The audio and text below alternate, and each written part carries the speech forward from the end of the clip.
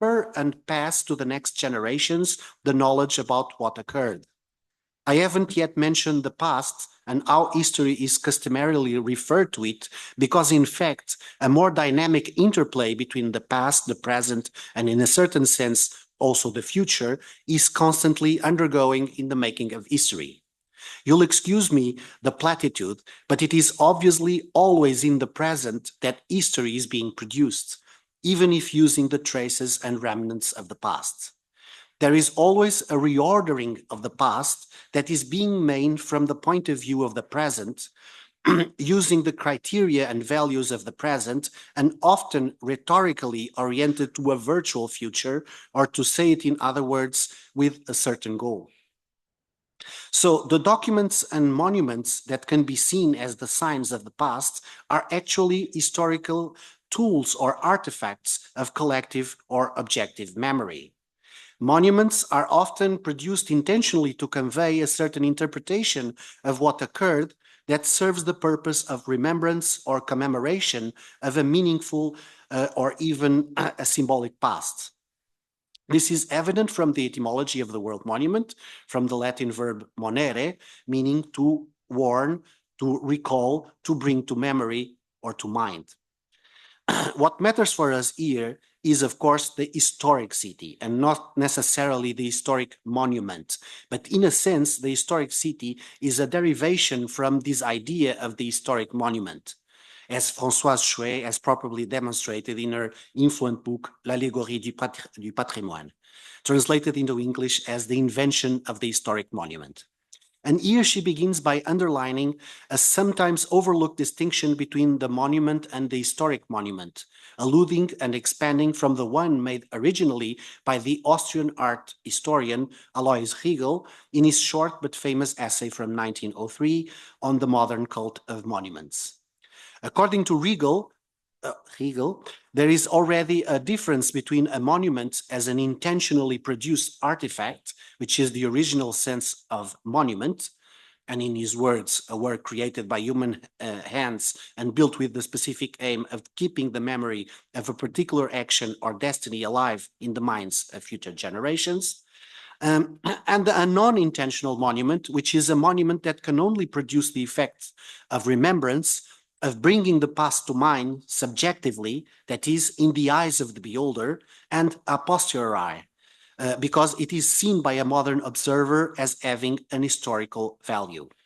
And for Riegel, this originally means that the artifact is a trace, a sign of something that once occurred or came to be and is no more.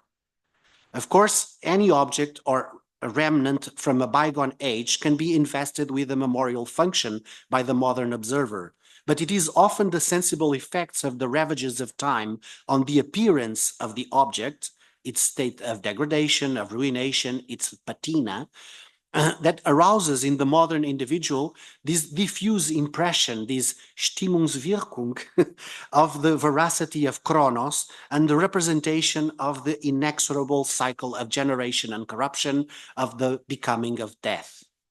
We can't forget that Alois Riegel, an art historian, but also a philosopher and a jurist, was writing this essay as the president of the Austrian Commission on Historic Monuments. So he was both interested in the aesthetic and the scientific historical issues on one hand, and also the more practical and even socio-political aspects of restoration, preservation policies on the other. Deciding what an historic monument is, and by extension, an historic city, summons not only theoretical considerations, but also cultural, political, and even economical ones. But coming back to Riegel's essay, we must know that this modern cult of monuments is structured by a dialectical opposition between memorial or commemorative values, Erinnerungswerte, and contemporary or present-day ones, Gegenwartswerte. Sorry about my German. It is with those commemorative values, the ones linked to the past and that invoke memory, that includes the aforementioned historical value, along with what he calls the age value or value of antiquity, Alterswert. This last one results from the perceivable marks of time and this vaguely aesthetic sentiment of its incommensurable age or antiquity, and of our own transience and ephemerality, while the historical value purports to a more cognitive type of value, as it relates us to and informs us about something that occurred in a past era which otherwise we could not have access to.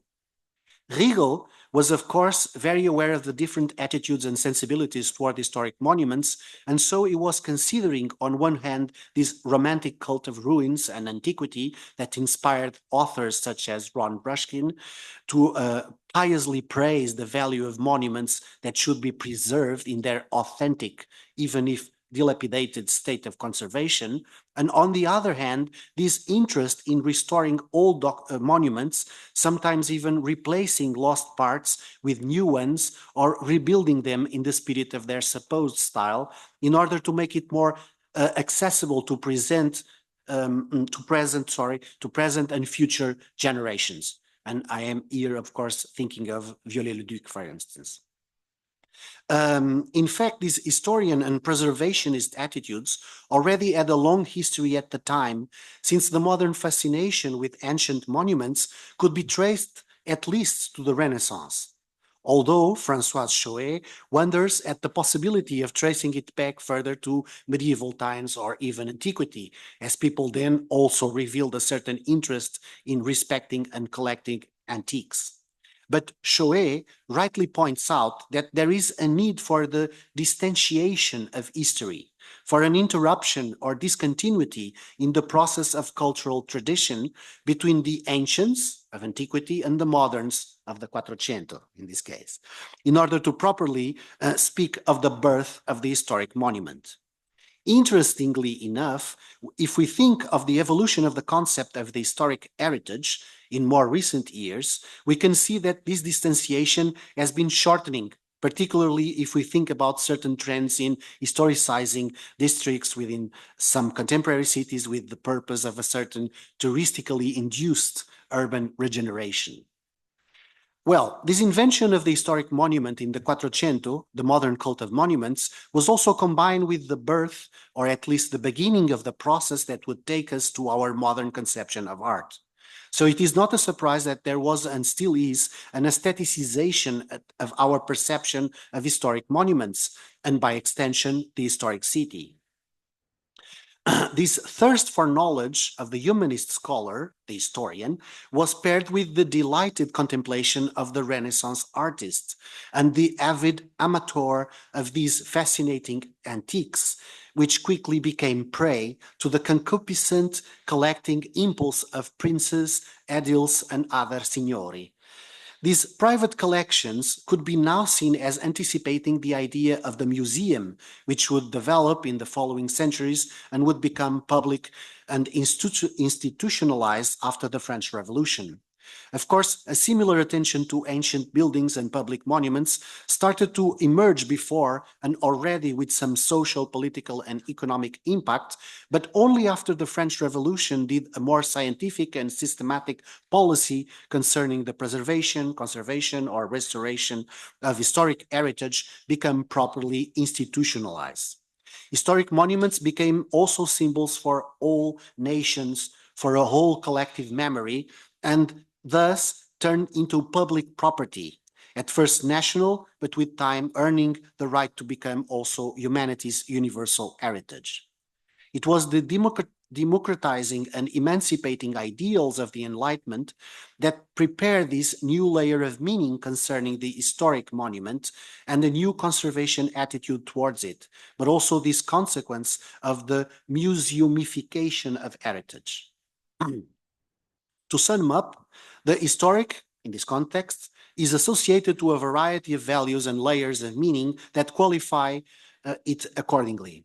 It is related to the rememorating or commemorative value of the monument, its cognitive, artistic, and symbolic value, collective, national, or even universal, that became to deserve an almost pious preservation, if not a restorative and revivifying treatment, which eventually crystallizes into a museumified piece of property and thus a worthy public asset, a valuable item of heritage. But even if these developments and specifications of the adjective historic and historical, until a certain point in time, seem to apply only to isolated items, monuments or buildings, they were progressively transferred to situated and local ensembles or parts of, if not all, cities. However, worrying about an historic city or an historic urban district would only begin to make sense at a time when planning a city or doing a big urban intervention was also a concern. Moreover, considering its historic status also needed a certain distance or a sort of interruption between urbanization processes, between urban rhythms or urban forms, probably also different styles of urbanizing. What I mean is that a break between what a modern city is, or how it is structured and shaped, and what an older or ancient city, a kind of city was, should have been perceptible in order to consider the latter to be in a sense historic. And most likely only after the Industrial Revolution and its indelible impact on the processes of urbanization did this difference become apparent and a concern. The development of cities or the appearance of new ones embodying the values of rationality and productivity, implementing the geometric optimization of space for the purpose of efficient arrangements and fast circulation, deployed new morphological patterns in the built environment that were radically different from the organic forms of the slow-paced yet harmonious rhythms of pre-industrial towns. Many authors, poets, and artists noticed this transformation, and some deplored these new, ugly, and inhumane settlements with disgust and a fair amount of nostalgia for the old traditional townscapes that, by contrast, were becoming monuments, memorials of merrier times. Architects like Augustus Pugin, pioneer of the Gothic revival movement in England, and aestheticists like John Ruskin, who praised the integrated harmony of historic cities like Venice, Florence, or Oxford, or even Victor Hugo in relation to the Vieux Paris, were sounding the alarm or the death knell for the disappearance of the old town's fabric and advocating a return to the past, or at least calling for the preservation of their remains.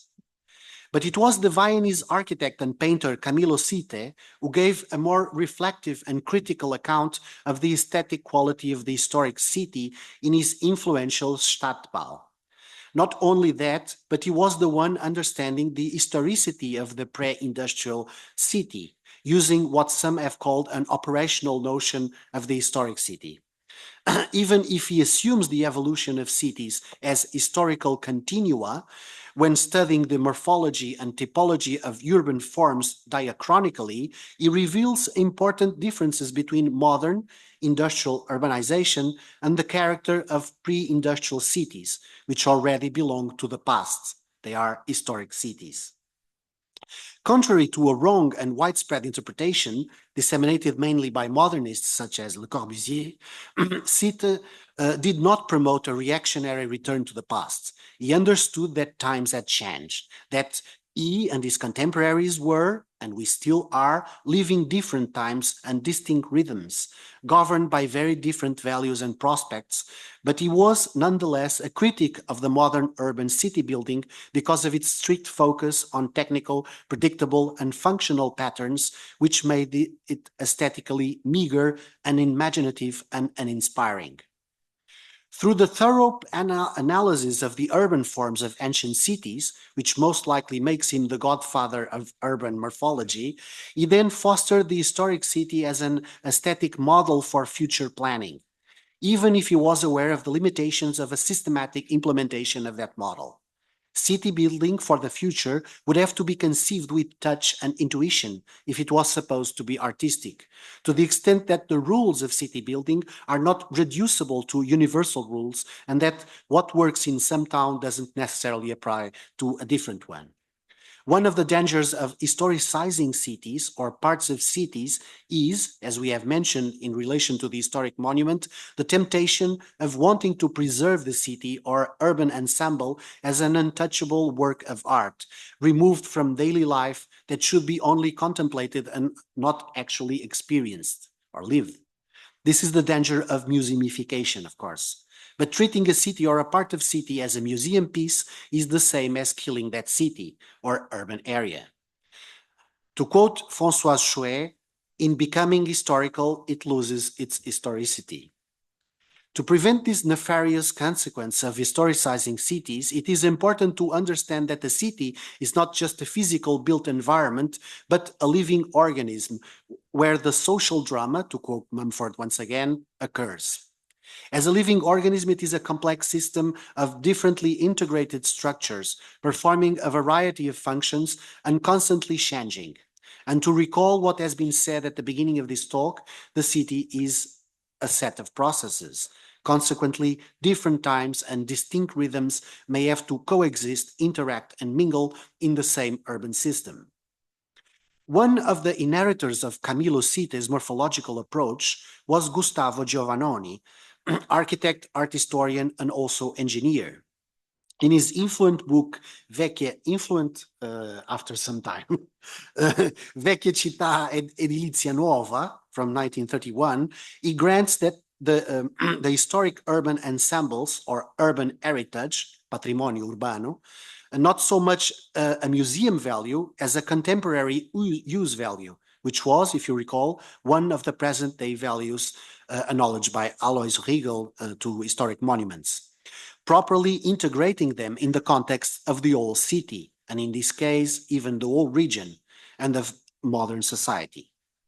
According to Giovannoni, the historic city could still play a relevant role, not necessarily linked to the productive and communication functions of the urban system, but rather to the social and cultural dimensions of local city life.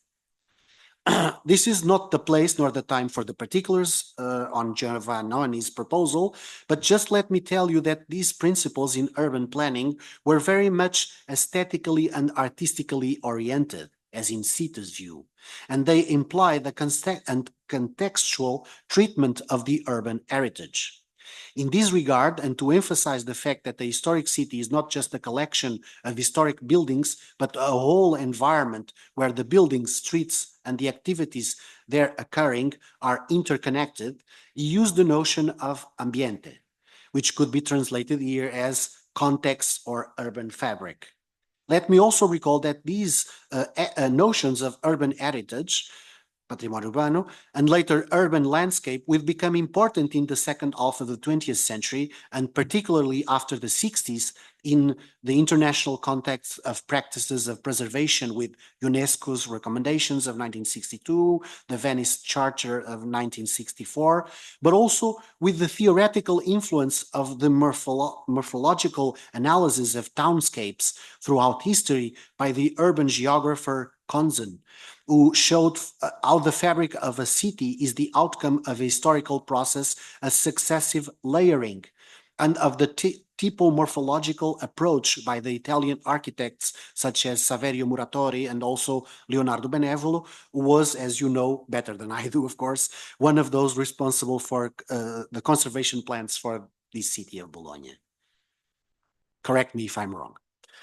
Of course, the notion of heritage, patrimonio, carries with it an unavoidable economical dimension, and the consequences of patrimonialization of historic cities or historic districts, oh my God, would have strong impacts on their political economy and consequences on society and cultural industries. And we will probably discuss this after. So, and now, at last, we shall consider the city from the aesthetic perspective and try to grasp what kind of aesthetic experiences can occur in this context. But to do that properly, we must also understand that the city is not just an object to be contemplated, and additionally, that aesthetic experience should not be understood in the traditional framework that opposes a contemplative subject to a separated object that would be the sole focus of aesthetic appreciation. Thank you. Urban aesthetic experience should instead be understood as a situated, immersive, multisensorial, and engaged kind of experience that occurs in a continual interaction or aesthetic transaction with a dynamic environment where, to invoke the American philosopher Arnold Werliant, an aesthetic feel emerges. It is in this environmental and engaged perspective that aesthetic experience in the city does make sense. All the more because a city is not an object that could be contemplated from a glance, but a dynamic and convoluted environment that must be entered in space and time in multiple directions in many different sensory modalities, and hopefully also within the framework of the historical and cultural background that will contextualize the experience and symbolically inspire the imagination. And since what brings us here is the focus on the historic city, and we have previously defined the city as a set of spatial temporal processes, there are some aesthetic categories that may eventually help us to shed light to the qualities of this kind of urban aesthetic experience. Ruins, to mention a very obvious one, is a category that lately has been referred quite frequently in contemporary aesthetics, even though it has fascinated poets, writers, and artists at least since the Renaissance. Ruins are, of course, the result of temporal processes, partly natural, partly human, which is probably why they are symbols of the passage of time and the fragility and ephemerality of human existence. Because of all that, they represent an inexorable fate for cities or for parts of cities, and they are monuments of an urban past, the perceptual evidence of the historicity of urban environments. If on one hand, ruins are perceivable traces of a constant transaction between the built environment and the forces of nature, on the other hand, ruins, as non-intentional historic monuments, allow the production of meaning in a place insofar as it is a fragment in the puzzle of history and an inspiring, even if enigmatic, expression of the place's genius loci. As Alois Riegel pointed out, the age value of ruins manifests itself through sensorial perception and is thus an important feature of urban aesthetic experience. But of course, it's not only ruins from classical antiquity or from medieval ages that we can come across in contemporary cities, as it became common to find there industrial and commercial ruins, old factories, warehouses, abandoned parking buildings, closed malls, bankrupted old stores, or even decadent infrastructure like stadiums and finished bridges, roads, etc. Of course, most of these are not considered heritage yet. But the history of the city can also be perceived. The spirit of a place can also be felt through those modern or contemporary ruins, which by their character and by the quality of the debris and rubble can also tell us a lot about its culture and its era. The different types of ruins that manifest themselves through a different character, but nonetheless are eventually scattered through a variety of areas in the same city, are also perceptible traces of different epochs, different processes at different paces that occurred throughout its history, as if they were, again, sediments of time, and thus present a stratigraphical image of the distinct layers of historical meaning in the city. From the robust, even if eroded by time, stone of ancient temples and monuments to the gravel or junk quality of contemporary derelict buildings and infrastructure, they give us the impression of different rhythms of history too. But this impression can often be contrasted with the contemporary rhythms surrounding those same buildings or monuments, inasmuch as the touristic attention given to some, usually the ones considered heritage, and recipients of advertising strategies and accumulated cultural media exposure, is very different from the ruins of modern or vernacular, probably anonymous buildings, which despite their peripheral or central location in cities, might be considered merely useless and vacant no man's lands, interstitial spaces, or terrain vague. From a more architectonic and morphological perspective, the different rhythms can also be felt and furthered from strong perceptible differences, pointed already by Sitte and Giovannoni, between modern planning and the ancient structure of cities, large-scale avenues, geometrical alignments, block regularity, open spaces in the modern ones, and smaller streets, irregular paths, more typological variation in buildings in historic districts. These differences affect the sensorial experience, but also the rhythm of actions and activities that occur in those differentiated spaces. So, for the sake of time, I will condense the last two categories in the same last observation.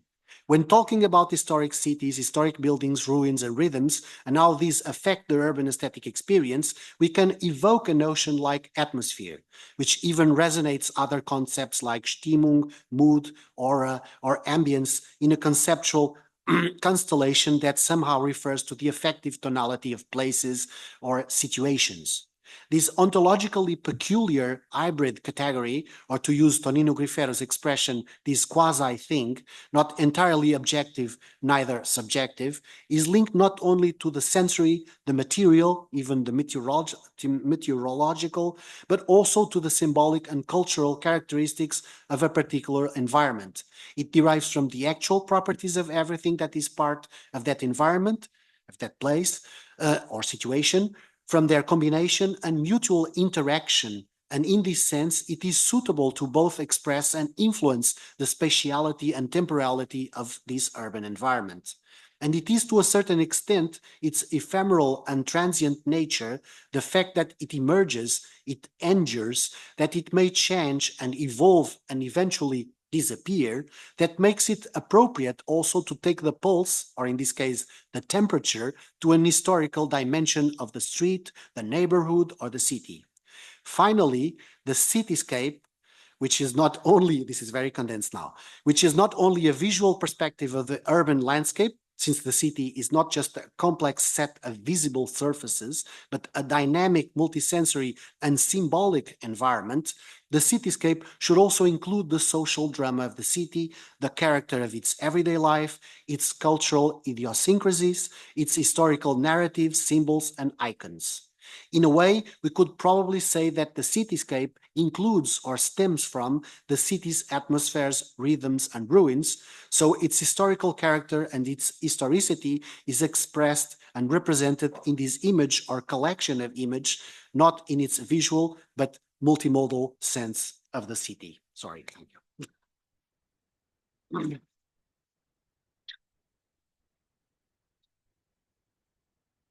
Sorry, 3 minutes. Great. Okay, thank you. Great. So we have time for the Q&A. Please turn off your switch off. Yeah. Okay. There are some questions here in the room, or also from the Zoom session. Otherwise, I can ask. I would like to ask something in case.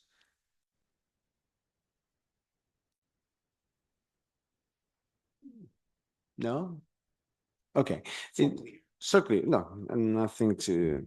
No, I have to say, I found very interesting your reconstruction of the question between this kind of dialectic between historic and historical, especially taken from the analysis of Varzi of a city as process, or better as processes. I found very interesting the critical points of this historization, the invention of historic, that bring to the problems of museification. We know that the dark side of the axis of this of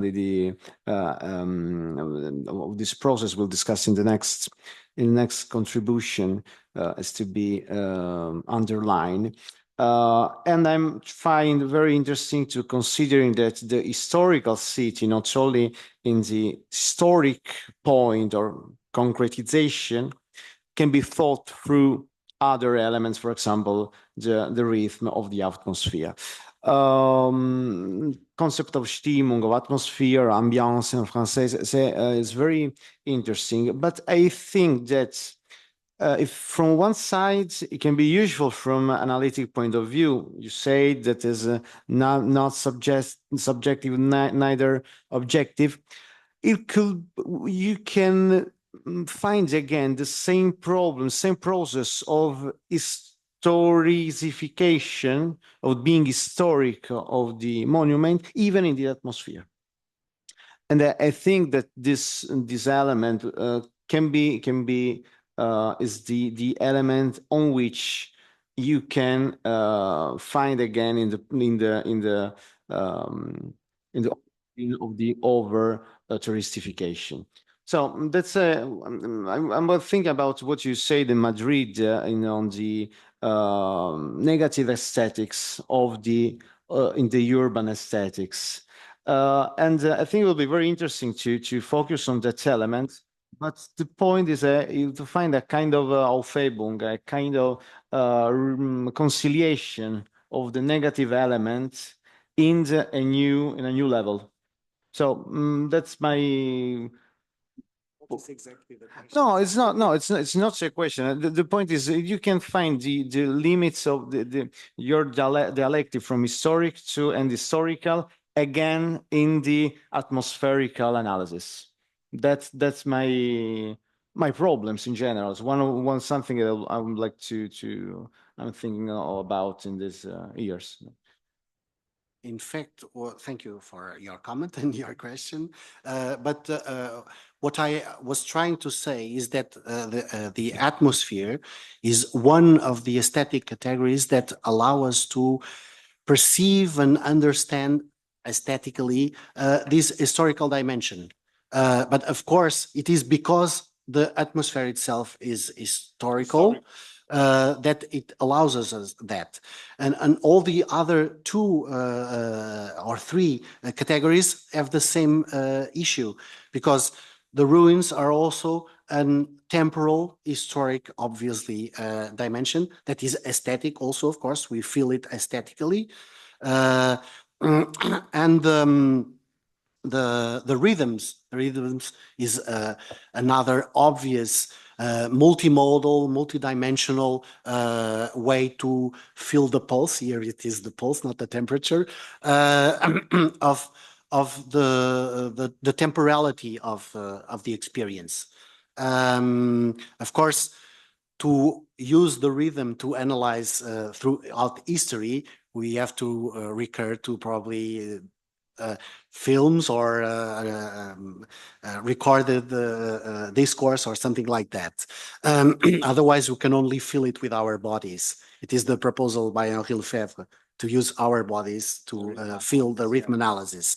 And so I think these, because they are also structurally linked to time and space, because history is not only about time, it is also about space, that they are, I think, useful to perceive or to express the aesthetic quality of this experience.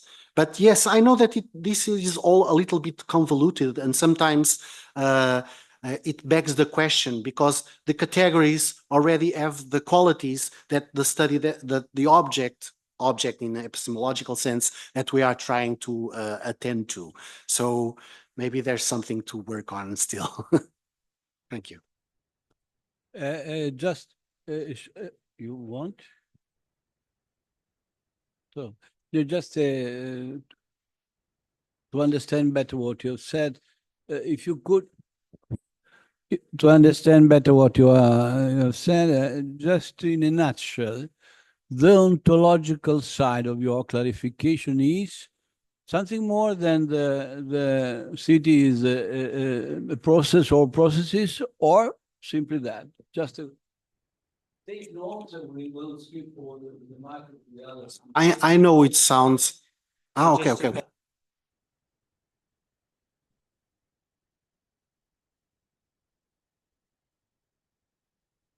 Thanks, Nuno, for a really fascinating talk.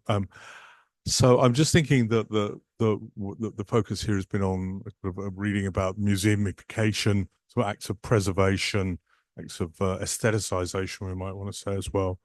So I'm just thinking of the counterpart to this, which is another process, which is processes of obliteration, processes of erasure, processes of exclusion. And I wonder how we might think about atmospheres or ambiences of the erased as well. So I'm just wondering how that might be another process we might want to think about in these constitutions of our contemporary cities. Thank you.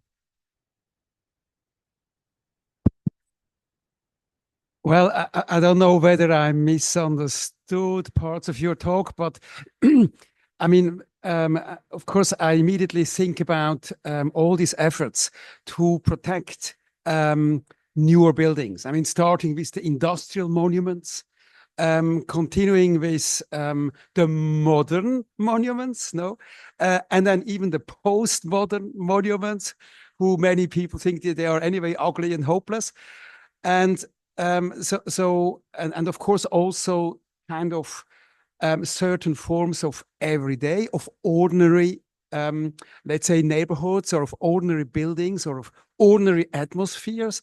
And I think the most extreme case here is the city of Havana, which we work since years on a project on Havana, and I mean the point here is you have an entire metropolis that was somehow, well, in a strange way, protected when the Cuban Revolution came, and they immediately stopped let's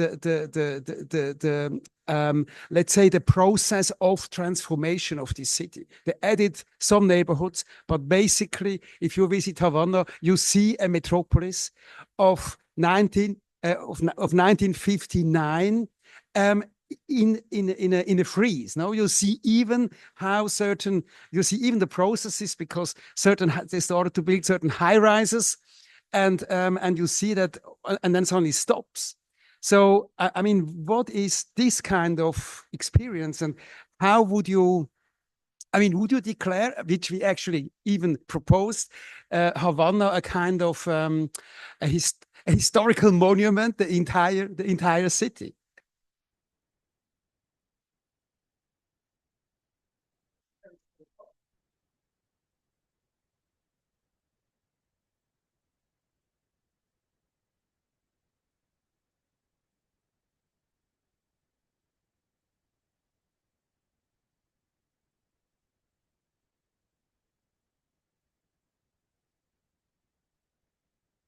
So, well, I know that the answer that Achille Varzi gave about what is the ontological category for a city is very anticlimactic, because it sounds, well, this is so simple. What does it even mean?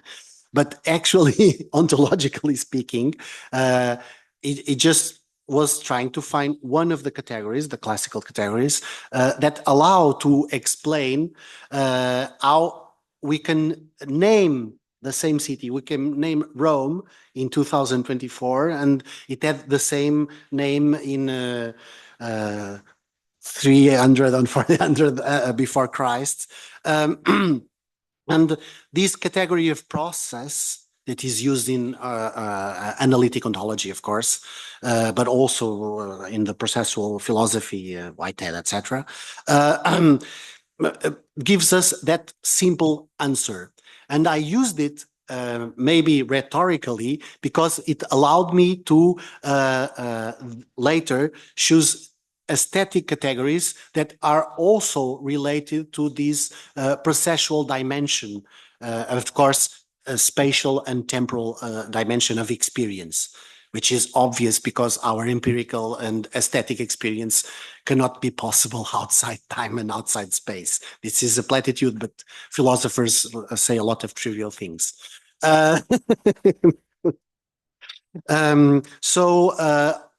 Sot? Sorry? Bad philosophers? No, not at all. Not at all, but we can discuss this later. Okay. So about the oblivious part of history, well, I am not an historian. I think historians probably can tell how it is possible to try to find these things that were silenced, or that we cannot feel nowadays. What you said yesterday about this haunted feeling sometimes conveys something that disappeared, that we don't really know about, but perhaps existed at a certain point. But I cannot answer as an historian because I'm not. So how to do that? But I believe it is possible to sense it. This is very vague because aesthetics is very vague in general. Maybe for bad aestheticians, but I think aesthetics is absolutely about vagueness. And the je ne sais quoi is the foundation of all this. And it is true, it's true. But maybe an historian will be able to answer this. I think I didn't give you the answer because I send it to another category of scholars, but I think it will be possible as you make all the other kinds of narrations of history.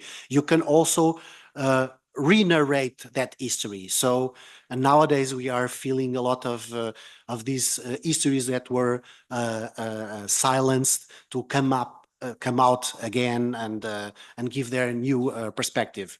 As I said at the beginning, and I think I am not that wrong, it is about narration history. So it is possible to narrate it very many times very differently.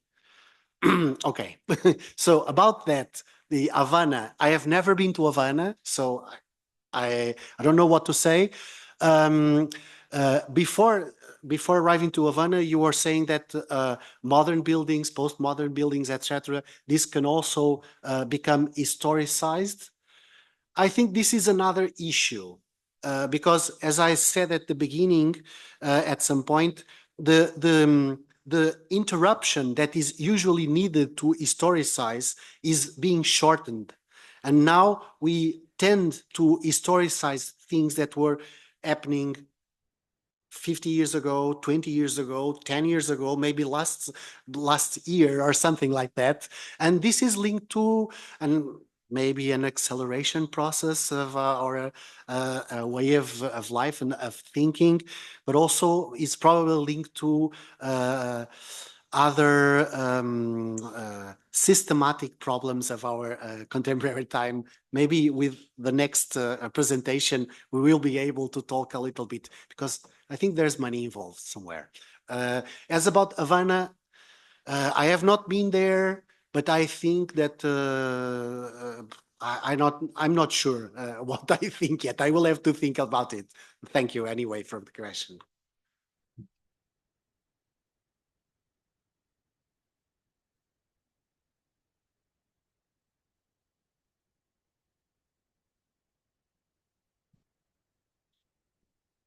Sorry, we are a bit short of time. Oh, I'm sorry. Okay, it came to my mind when you were speaking in relation to monuments and narratives. I just want to bring into the conversation the example of monuments. It's not that they don't have their own history as a natural history, their own time, but it's also intervened by from above or from below to change the structure or the usage and to reorient history. So they are used to reorient the future history. I have in mind, of course, the reconversion of St. Hagia Sophia in Istanbul as a mosque. It's so interesting because it's a very long-term story.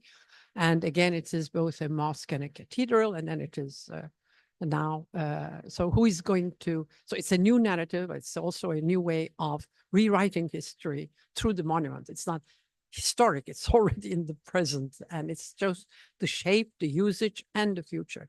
We have also the example of Mesquita Cordu Cathedral, and these are like both is contested today. Should we erase the name of Mesquita so that there will be no more conflicts and there will be no past of the erasure from the Cordu Mesquita Cathedral? You know about the controversy. So these are examples how monuments are, they don't have their natural life, but they can be, they are rewritten both in terms of the language, the way we name them, the usage, and they are caught in these conflicts for the future also. Just I thank you, and I absolutely agree. That's why I tried to first define history as a narrative process, as a narrative activity, and the fact that we can narrate it in the present and for the future. So A monument can, of course, become a sign of different narratives, and it is. And you gave those examples, but there are many other examples here, also in Italy or in Portugal, where the same monument has been rewritten. Its history has been rewritten many times. Sorry? Yes. Yes. Yes. Yes. So thank you very much. So thanks again, Professor Fonseca. And I ask you, Professor Gregor Fitzi, to come here. Come here.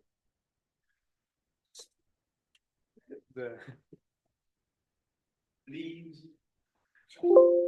Please. Yeah, now here. Let's go to everything. Again, we have that's yours, right?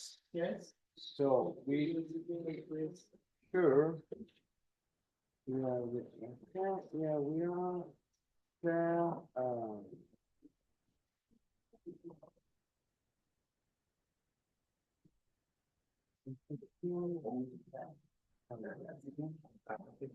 Okay. So we just anticipate something. We know that the topic will be about the Overtourism in Florence. The title is Transformation of Historical City Center. Professor Gregor Fitzi is a researcher and senior lecturer at Faculty of Social and Cultural Sciences at the European University Viadrina, Frankfurt Oder in Germany.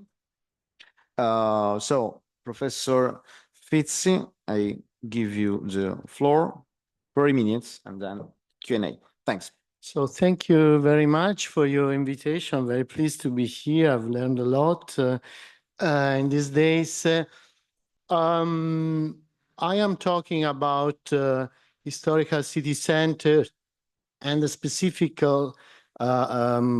transformation of Florence and the relationship between social diagnosis and aesthetical perception, which is my way to try to find a relationship to the topic you gave to this conference. I'll start with Zimmel because of one particular reason that the city of Florence has a very specific function for Zimmel's theory of modernity, of modern fragmentation, of social differentiation. If we stay by the essay on the metropolis, on the big city, we have, I have a bit small problem with these photos down on the, because I don't see part of my presentation. Can we move this in some?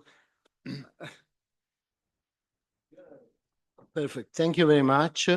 So if you go back to Zimmer's very well-known essay on Metropolis, the city is the place of precipitation of all the phenomena that characterize modernity for Zimmer, but well known the modern city, the big city, the metropolis. There is this strong intensification of social life that has a very strong impact on emotions. And then there is this problem of the expenditure of emotional energies on the one side, and on the other side, this problem of aesthetical perception, the agglutination of a multiplicity of images in social perception. And these, of course, are the matter, the causes of the development of specific ways of life that are typical for modernity. The objectivation, the cooling of social relationship, the intermediation of money in social relationship, the intellectualization. And so all this classical topic we know by reading Zimmer. Why is Florence so important within this theory of modernity? Florence is the place where aesthetic perception can come to a complete different perception of life. And this is due to the fact that the city can be seen as an object of art. And there is this painting by Thomas Cole, 1837. I have no references of Simmel having seen this painting, but this is the view that Simmel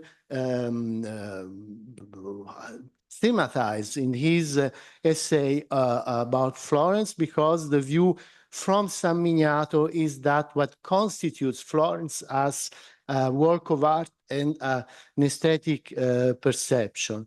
I have added this small slide because we were discussing yesterday about Simmel, the Heimatlose, now this specific definition other authors had about Simmel, but by thematizing Florence in his well-known letter to Husserl, Husserl asking him, what shall I do if I go to Florence? And he explains to Husserl, you have to take a number of promenades around the city because Florence is my land, the home of my soul, and the only place in some way where Simmel did not feel as a Heimatlose. And why this feeling? Because, and this is his study about the city, I read this quote, if one looks down upon Florence from the heights of San Miniato, the painting we have seen, framed by mountains and with the Arno passing through it like a pulsating artery, and if after filling one's soul so with the art of its galleries, palaces, churches, one strolls in the afternoon through its hills with their vines, olives, and cypresses, where each step of the path, villas and fields, is saturated with culture and the past, and where a layer of mind surrounding it like an astral body of this earth, then a feeling awakens that here somehow the opposition between nature and spirit Geist has been eradicated. There is a way out of modern fragmentation through the work of art, and specifically by visiting the art cities. And this is, of course, the topic. If we compare this, what happens today with the art cities, there is a comparison between 1906 and 2024 possible by using the same aesthetic perception Simmel used. Because now for Simmel, the Florence as a work of art is the possibility to overcome modern fragmentation. The second quote, the unity of the image of Florence invests each of its details with a deeper and broader significance comparable only to what is attained when a detail is integrated into a work of art. As a result, life there becomes remarkably whole, as if the gaps were closing, which would otherwise emerge when its elements begin to split apart. It is as if the city seeks to gather from every corner of the soul all that is ripe, cheerful, and alive, fashioning a whole by suddenly making its inner context and unity tangible. So, what is the city? The city is a way of life. It's an experience of the perception, the aesthetical perception. There is a contrast between Berlin, big city modernity, city of art, Florence or Venice and Rome. You know this difference. So the question is, if we go to the art city of Florence today with this phenomenon of overtourism, and we take seriously, just for a moment, that Simmel is in some way a flaneur. I only have this letter to Husserl, where Zimmer declares, as Frisbee wanted, that he is a flaneur, because he is writing to Husserl, these are the different promenades you can have in Florence. But if we take seriously this approach, what is the art of flânerie, of aesthetical perception we can have today in the city of Florence? And starting from this, what is the diagnosis about the transformation of the city we can give? In a other formulation, what does the aesthetic perception tell us today to develop a diagnosis of the city transformation? I will present some analytical dimensions of ethnographic, contemporary perceptual observation of Florence city center. Then at the end, bring a few statistical data also in order to give us a perception of what is happening in the city, and maybe from this perception come to a diagnosis of the. So one of the phenomena we encounter is the reinvention of traditions. This classical example is the wine distribution niche. These things did not exist in Florence, at least not in this building. I know this because I grew up in this building. So in the last 60 years, this did not exist. But Stanley Tucci, the American actor, has a series of documentaries about Italy's kitchen on CNN. And he brought out this idea, it is normal that you get your drink in Italy from this niche. And some people rediscovered this as a business model, and so they reopened, or they even built new niches in walls in order to sell. So the reinvention of tradition is one aspect. Another aspect is this classical exposure of the classical Florentine style steak on to put it on display in the window, to have a look to the meat, even if the meat is staying there 1, 2, 4, 5 weeks before you can eat it. This is absolutely important, and which is what's remarkable in the last months. In Florence, you discover more and more of these places with meat windows. So the second reinvention of tradition, the Florentine steak tradition, and then you have this rematerialization phenomenon. In front of where Dimitri grew up, there is this place that was closing because nobody anymore went there to make photos for the passport. And now the technician goes there twice a week to refill all the containers, because all the tourists go there in order to have this materialized selfie, even if we see the result is not always satisfying for the people. But this is one ritual that is absolutely fundamental for the visit of the city of Florence. And what is interesting, you find on the internet agencies proposing you the list of the things you have to do in Florence. This is not anymore visit Uffizi or the Gallery of the Accademia. No, these are all these kind of experiences, and this goes on with the so-called Disneylandization of historical venues. You have in front of the City Palace, Palazzo Vecchio in Florence, there is this old cafe of Florentine tradition that had before exposed some paintings of the Florentine avant-garde, the Pisis or other. And now you have the stuffed giraffe and a series of kitsch Madonnas hanging in the cafe. Or on the other side, you have a traditional Florentine cafe where now people are there in order to have a course of pastry, and they have to be seen from they have to be exposed, you can see them from the street, because this is part of the number of experiences you have in Florence. And then, of course, you have the diffuse manger, the fact that Florence became an eatery. The administration is trying to fight again this by forbidding or the opening of new restaurants in the city. Already 4 years now, but the people are bringing licenses for restaurants from the periphery of the city into the streets of the city center.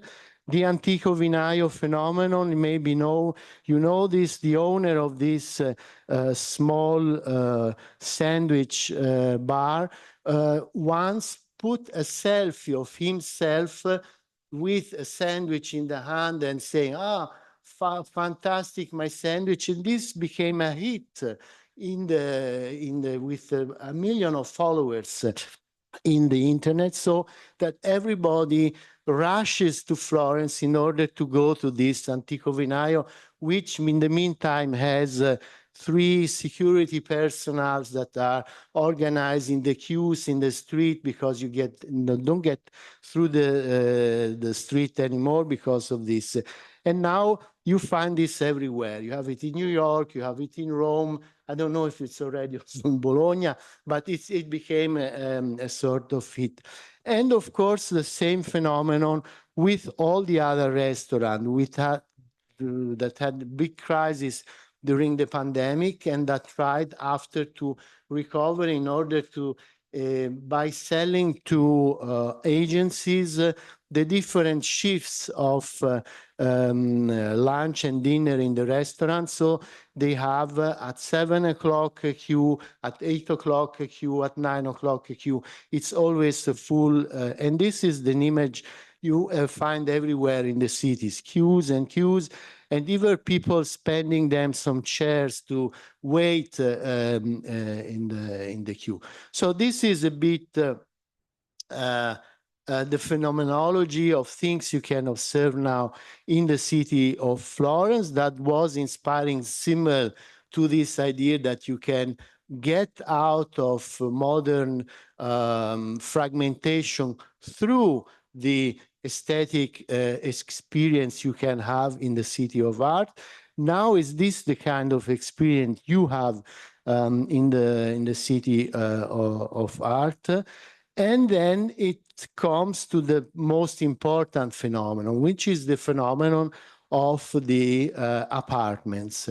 It is absolutely hard today to find an apartment in Florence, to rent it, and even to buy it. If you have some money from your grandma and you say, okay, now I buy an apartment, you don't find an apartment because everything is sold out. And the phenomenology has this, for example, phenomenon of the key boxes that were prohibited by the mayor of Florence last week, because every door, every building has the keys in front, because the tourists can come at any hour. Nobody must be there to welcome them. It's automatic, but also, of course, also a danger for your building, because everybody can break the key box and get in. And then you, of course, have the business model of the city, which is interesting. People do not call them Florence the Magic or whatever. They call them Little Italy. And they have all the keys in the windows of all the apartments you can have and can rent by asking them. And this business model became, meanwhile, a center of the development of the city. And you, of course, have also protest against this phenomenon. People trying to do something in order to avoid this transformation of the people, Salviamo Firenze, and so on. But of course, this is one part of the city, and then you have the other part, which is going very well with the transformation of the city, because as you see, you have entire buildings where all the apartments were transformed. So you don't have any more names of people on the rings. You have Ambra, Rubino, Quarzo, Diamante, Smeraldo, Topazio, Ametista, and so on, which are all rented apartments on Airbnb, and which is just to add some statistical or quantitative data to the ethnographic observation you can do in the city. What is interesting on this website, AirDNA data, which is a site that gives you advice if you want to buy apartments, if you want to make an investment for an apartment. What was also thematized by real estate agent in one interview. Once people came into the agency and asked, I would like to buy an apartment, which is this number of rooms and so on, how much is the price per square meter? Nowadays, people do not anymore ask this question. They ask the question, how much is the revenue per night? So it is a completely different real estate market. And as we see, we have nowadays about 16,000 different apartments that are offered on Airbnb. And in the 80% of the cases, these are complete apartments. It's not anymore the romantic idea of Airbnb. Now, if you have a free room, you can rent it and so on. No, these are complete apartments that are in the majority of the cases that are rented. And of course, there are investors who own more apartments. About 80% of the apartments are you have different apartments owned by the same landlords, and you have very successful property managers. And here are the most important. Duomo Luxury Apartments has administrates 265 apartments, and the other one have this number of apartments. The site AirDN tells you that the annual revenue in the average in Florence per year is 30,000 euros. So if you do this investment, you can expect to get this amount of money back, and the revenue average revenue per night is $64 by an occupancy rate of 64%. So if you are an investor, if you want to make your business in Florence, you have this kind of possibilities. The minimum stay is 2 nights. People stay also in 30% of cases a month or longer. So you have there this market possibilities. And if you look at the city map, you have this image. You have the UNESCO zone, of course, which is absolutely completely full of these rented apartments. You have the same administrators that rent in these red spots 2 until 100 apartments, and in the whole historical city of Florence, you have a huge number of apartments that are rented, so that you have all the phenomena of expulsion of local population, of ending of traditional small business that are substitutes.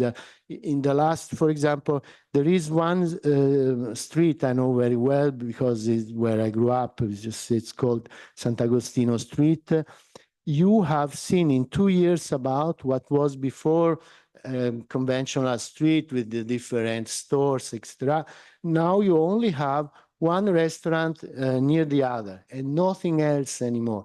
So there is this very strong transformation of the city, so that if you reflect about this, if you reflect about the relationship that Zimmer was using to make in some way an exception to his theory of modernity. Now, modernity is fragmentation, modernity is this parallel differentiation between social structure and the personality of the social actors. The two things go together and develop together by influencing each other, but there is still a possibility of overcoming this situation, and this is related to the aesthetic experience. And so the idea of an individual law, if you use yourself as a work of art and you try to do something out of what you are, you can overcome this passivity and this fragmentation. And the cities of art give us a sort of inspiration of how one could come out of this. Now, the same experience Max Weber thematized about Rome. Now he says, as long as I am in Germany, I feel stress because everything I see, every people I see asking me, what are you doing? Are you working? Are you producing? Or are you following your Protestantic ethic or not? And his perception in Rome was, no, it's completely different. You can can relax, you can think at different things, you can activate your aesthetic perception.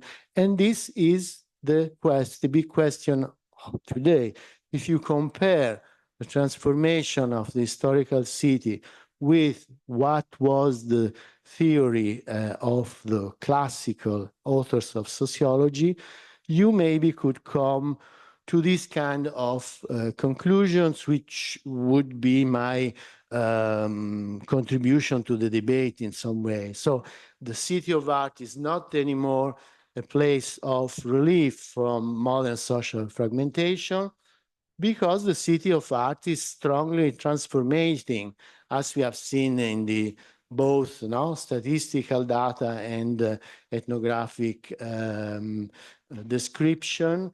And the city of art is not even anymore simply this market of phantasmagories for luxury consumption. So we go beyond Zimmer, but we go in some way also beyond Benjamin. Now you have, of course, in the center of the city, this shopping mile around the Via Tornabuoni, where you have different stores.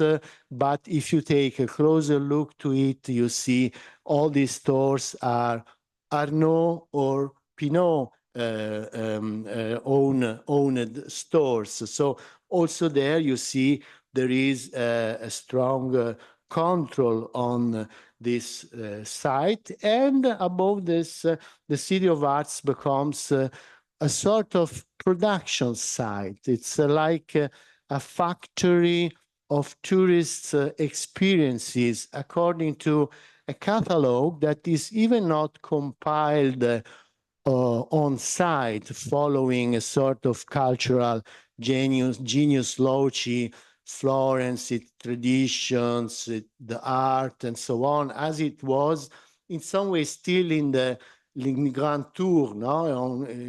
You were going to these places, these countries, in order to understand something that had to do with history, with your cultural background or heritage. No, the catalog is compiled outside. There is the agencies propose to people a number of experiences.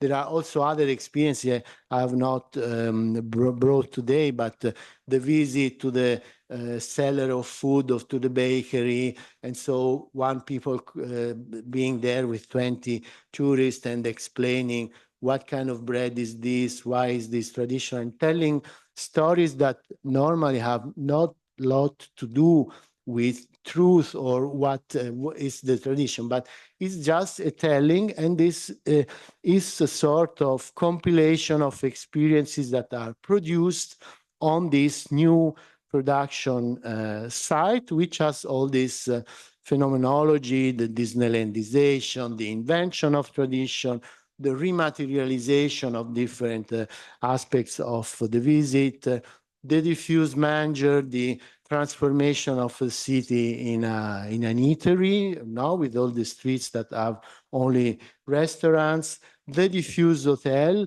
and the real estate speculation that, of course, transforms completely the way of life of the city, because the people do not anymore live there, have to live and to go outside. So these could be some conclusions we could draw from this observation we had in Florence in the last. And with that, I think I thank you for your attention.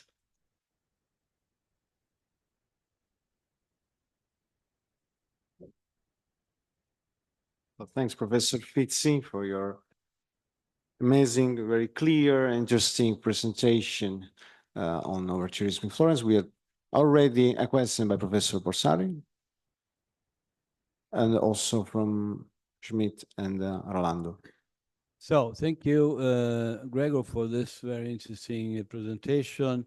I have appreciated very much your Florence phenomenology of over-tourism with the detailed places we know transformed such a way.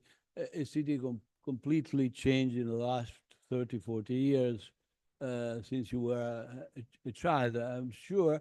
But the first time I went there, it was almost closer to the Middle Ages than now, than what it's now. Anyway, what's the problem to me? What's the problem to me? What's the problem to me are your premises. So the Zimmel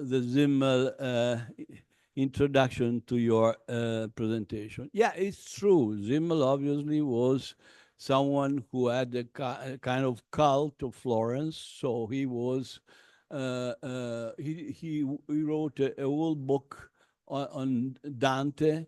He knew Italian. He could speak Italian. He loved every detail of this kind of places, but the city of Florence. He wrote 3 very important essays about Italian historical city, more than 3 anyway, about 3 Italian historical city. But the point is that even this one doesn't simply represent a kind of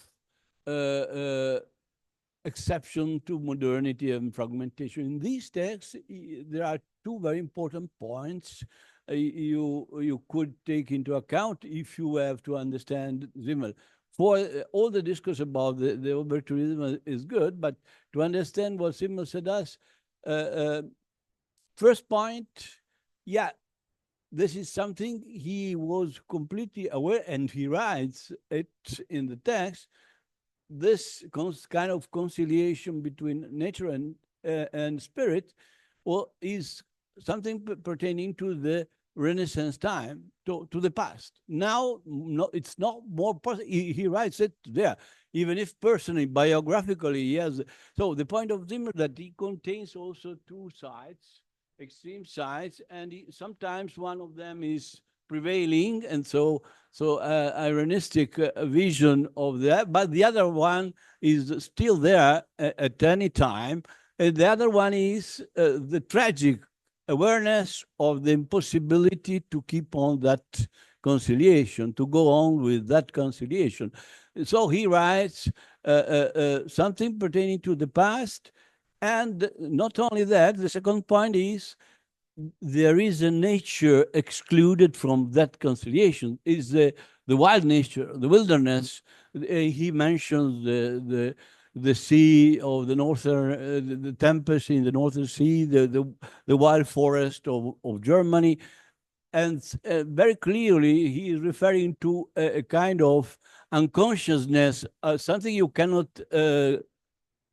catch in your understanding, thanks to culture, to spirit, and so on, outside yourself, as in the same years, and also with a strong interrelationship with the Italian cities as an unconsciousness, Sigmund Freud relating it to internal nature. So it's very difficult to think that this tragic that sometimes become prevalent is excluded in this text. So in my opinion, yeah, good, very good, I agree. But Zimmel gave us also some tools in order to understand what's happening now, not simply what happened, what kind of personal biographical cult of the city. So you couldn't anymore at that time, 120 years ago, you couldn't at that time keep on the same experience, nature and spirit. So you go there maybe to look at them, to remember, to feed your cities inside. Yes, agree, but with the awareness of the impossibility to go on that way. Thank you. A comment, but also you are our. You prefer to collect the questions? No, come on, uguale. Thank you very much. Yeah. No. Okay. Thank you very much for your very interesting presentation. I have a question or a suggestion, notation about the idea that the city becomes a site of production, because it seems to me that actually it eroding the productive compound of a city and of an environment is basically a sign of deindustrialization. So I was thinking if we could draw a comparison between the process of a kind of primitive accumulation in capitalist commodification process, and call it like a primitive commodification. Let's say taking something which already exists and transforming it in a commodity without having to produce something. Also, this I think can account for the kind of property nature which is fostered by this kind of processes, in the sense that is intrinsically monopolistic. It reproduces old, let's say, old-fashioned kind of property. And I don't know if you read it. There was this article about Florence, which was kind of interesting, and it showed that the most wealthy families in Florence basically are the same since the 16th century or something. What I mean by this, maybe, what I mean by this is that the touristification process reinforce property structure which are not in the same time of capitalism. I think capitalism has the ability to create like multiple layers of history, but I was wondering if this idea can catch up with your idea of transforming a productive process of touristification. Thank you.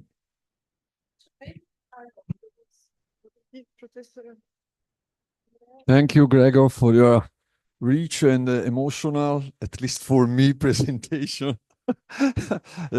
Just one question. You described with many details the the figure, the shape, the character of the overtourism in Florence nowadays.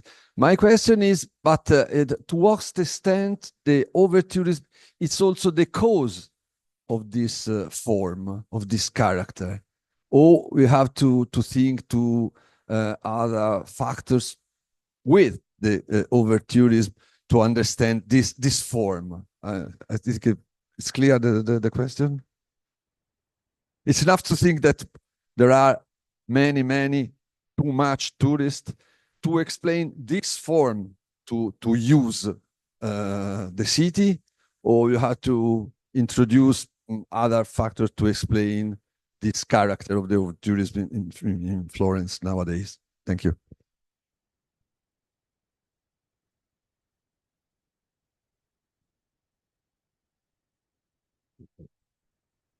Thank you.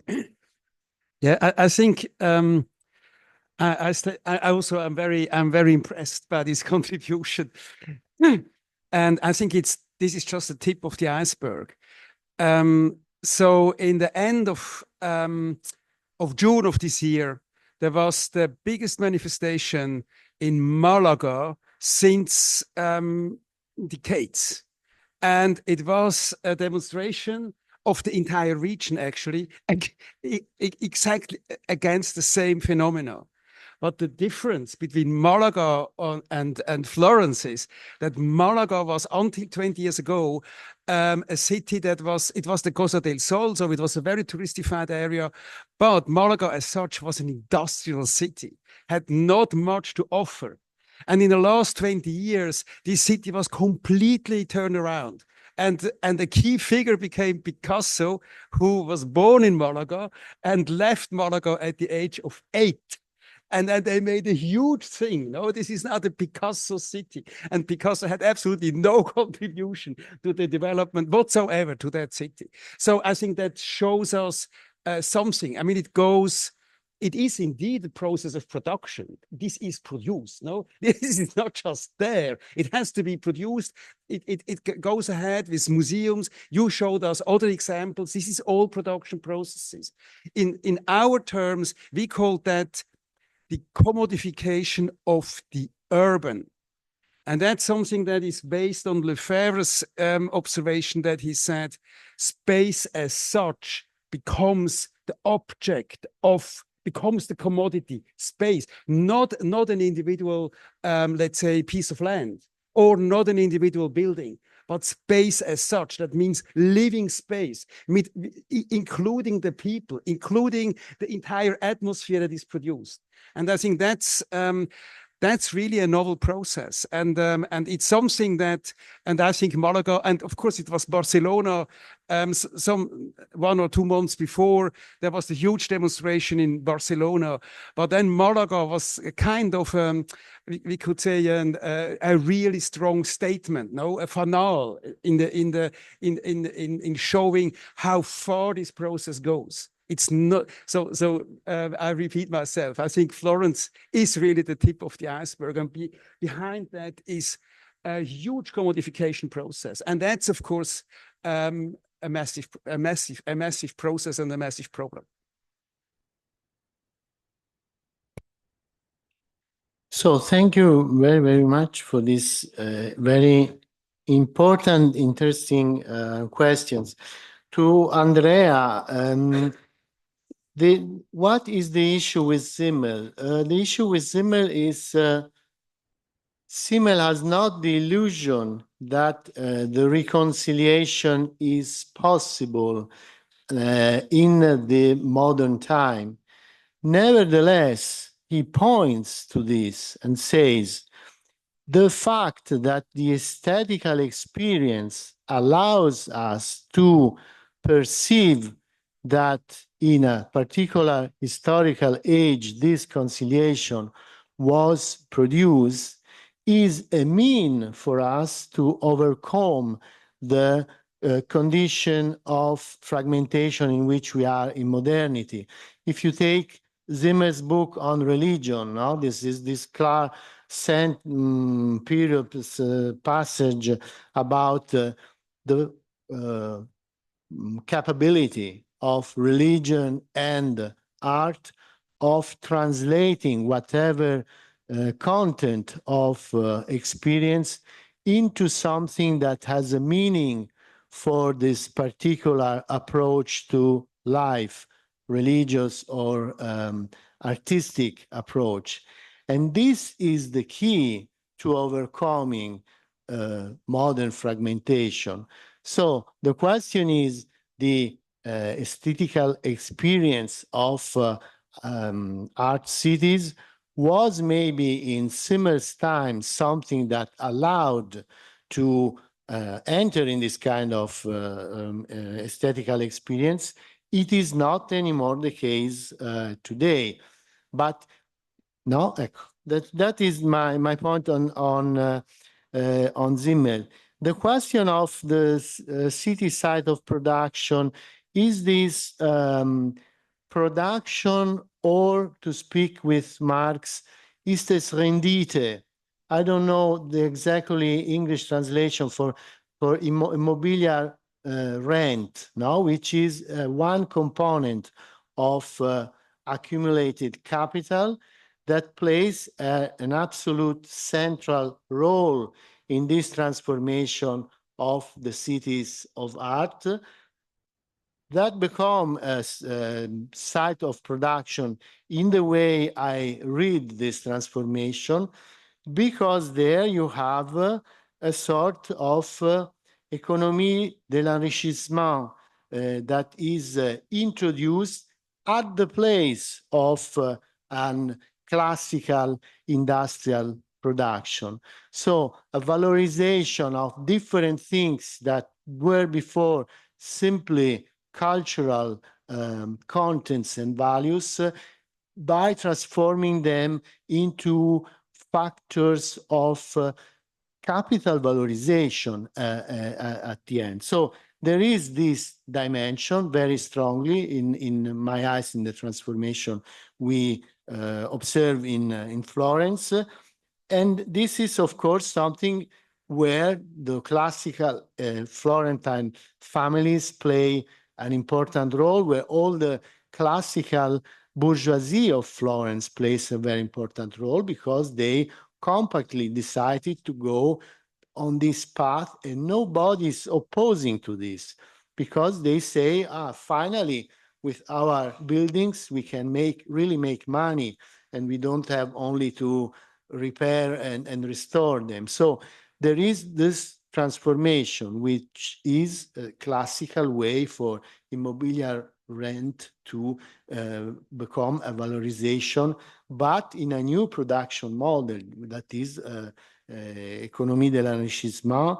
And so there is not only a question of quantity, no? There is also you can say also before the quantity, there is a switch in the production.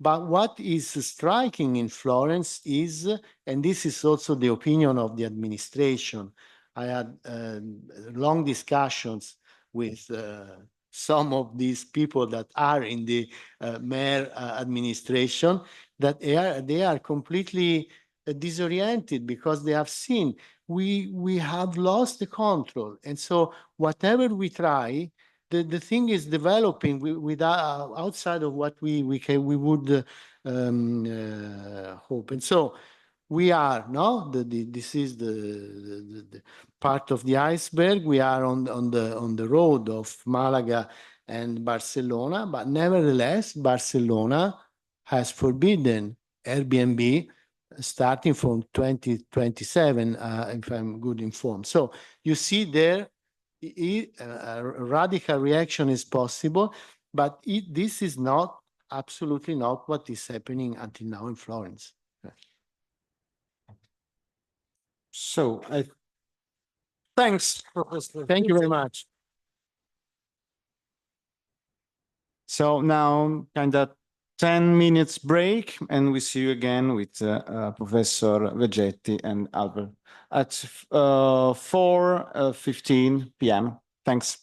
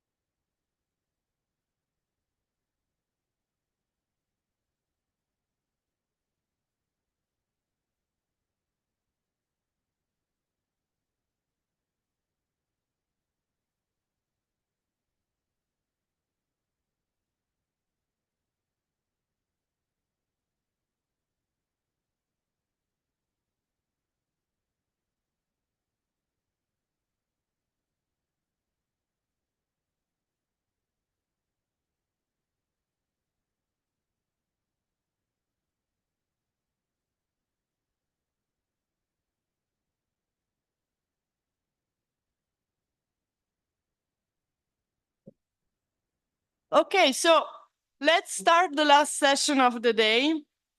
The title we chose was Techno-aesthetical Perspective on the City. And I would like to welcome Professor Katrin Albrecht, who is a Swiss architect, researcher, and professor of architectural history and theory at the Eastern Switzerland University of Applied Science. She graduated in architecture at ETH Zurich in Switzerland. She worked in the studios of Hans Koloff and Peter Merkli and completed their PhD at the ETH Zurich with a thesis on the architectural work and professional activity of Angelo Mazzoli. As postdoc, she researched on handbooks of urban design and the Taiwanese architect Flora Ruchard-Roncati within the framework of SNCF project at ETH Zurich. Okay, so since 2017, she's teaching and researching at the Architekturwerkstatt in St. Gallen, and her current research concerns the interdisciplinary SNCF project, Area Spatial Revolution. You will tell us more about it, or Matteo after, and industrial workers dwelling in Eastern Switzerland.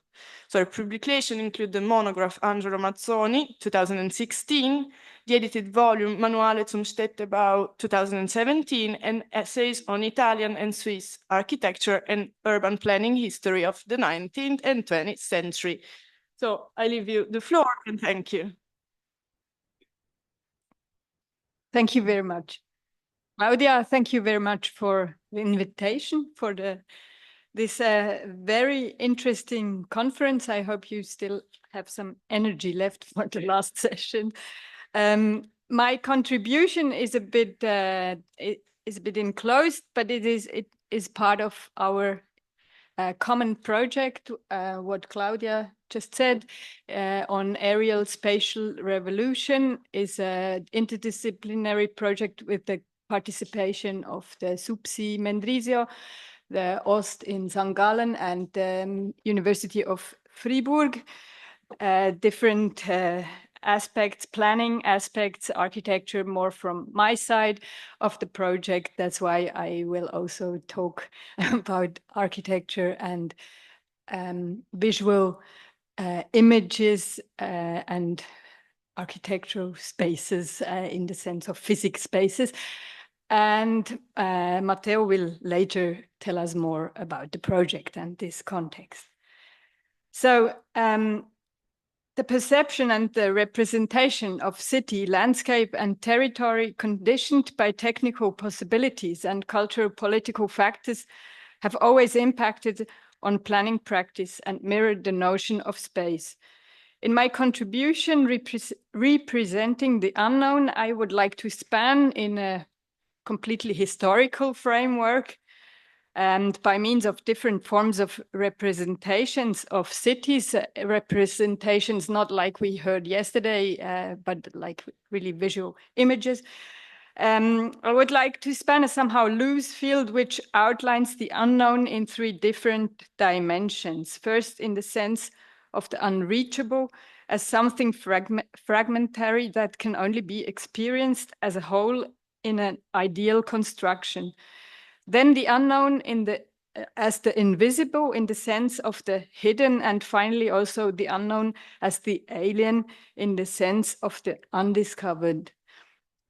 It will mingle a bit. So it's about this blind spot present in all images we produce of cities and architecture, about the selectivity of the gaze inherent to all means of recording and representation, and about the attempt to compensate and complement the missing in order to realize the notion of a synoptic whole.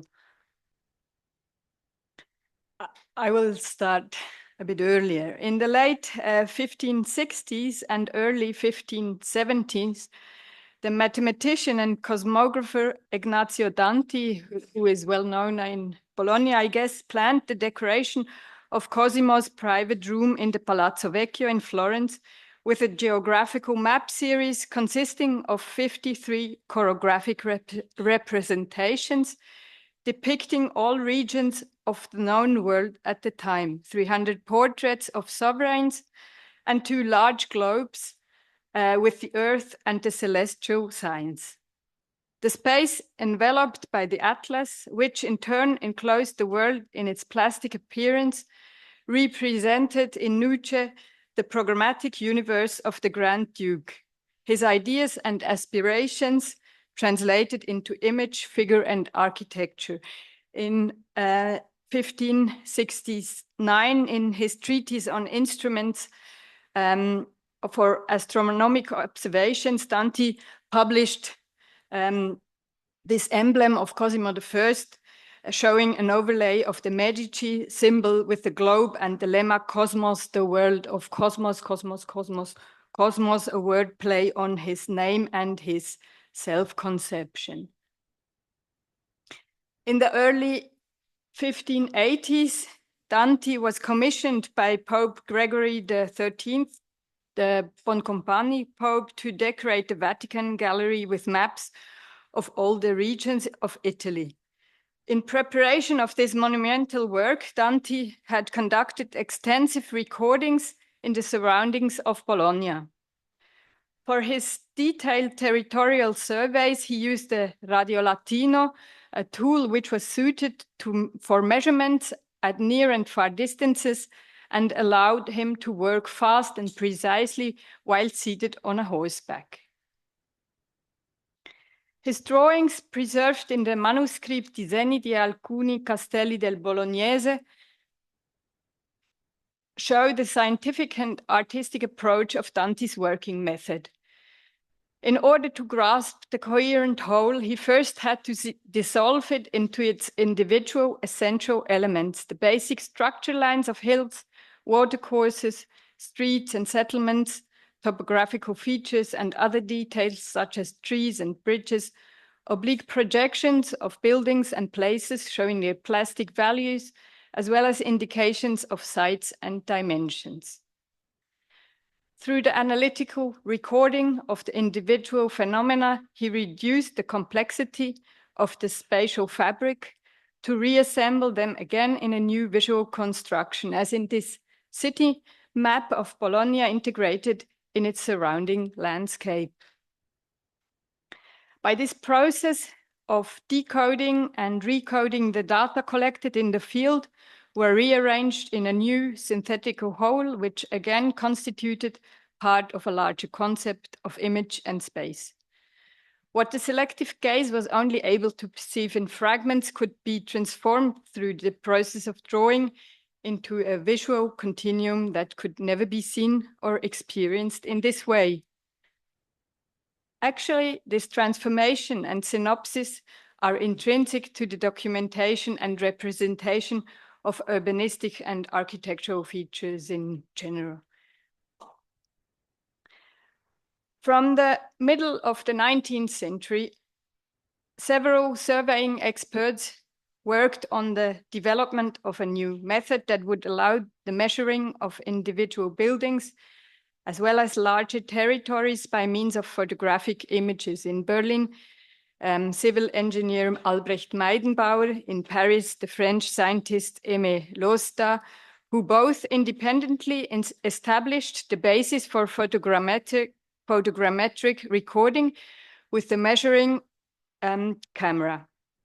Important achievements also included the efforts by Italian topographer Ignazio Porro, the Austrian railway engineer Vincenz Pollach, and Swiss cartographers who used the new instruments to take precise measurements in hardly accessible alpine regions.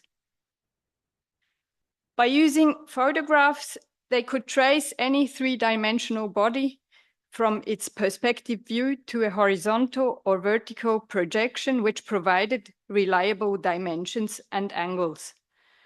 Promising applications of photogrammetry were recognized particularly in the context of monument preservation and the documentation of historical buildings and art monuments, but also in the field of cartography and the recording of irregular, complex surfaces such as the terrain.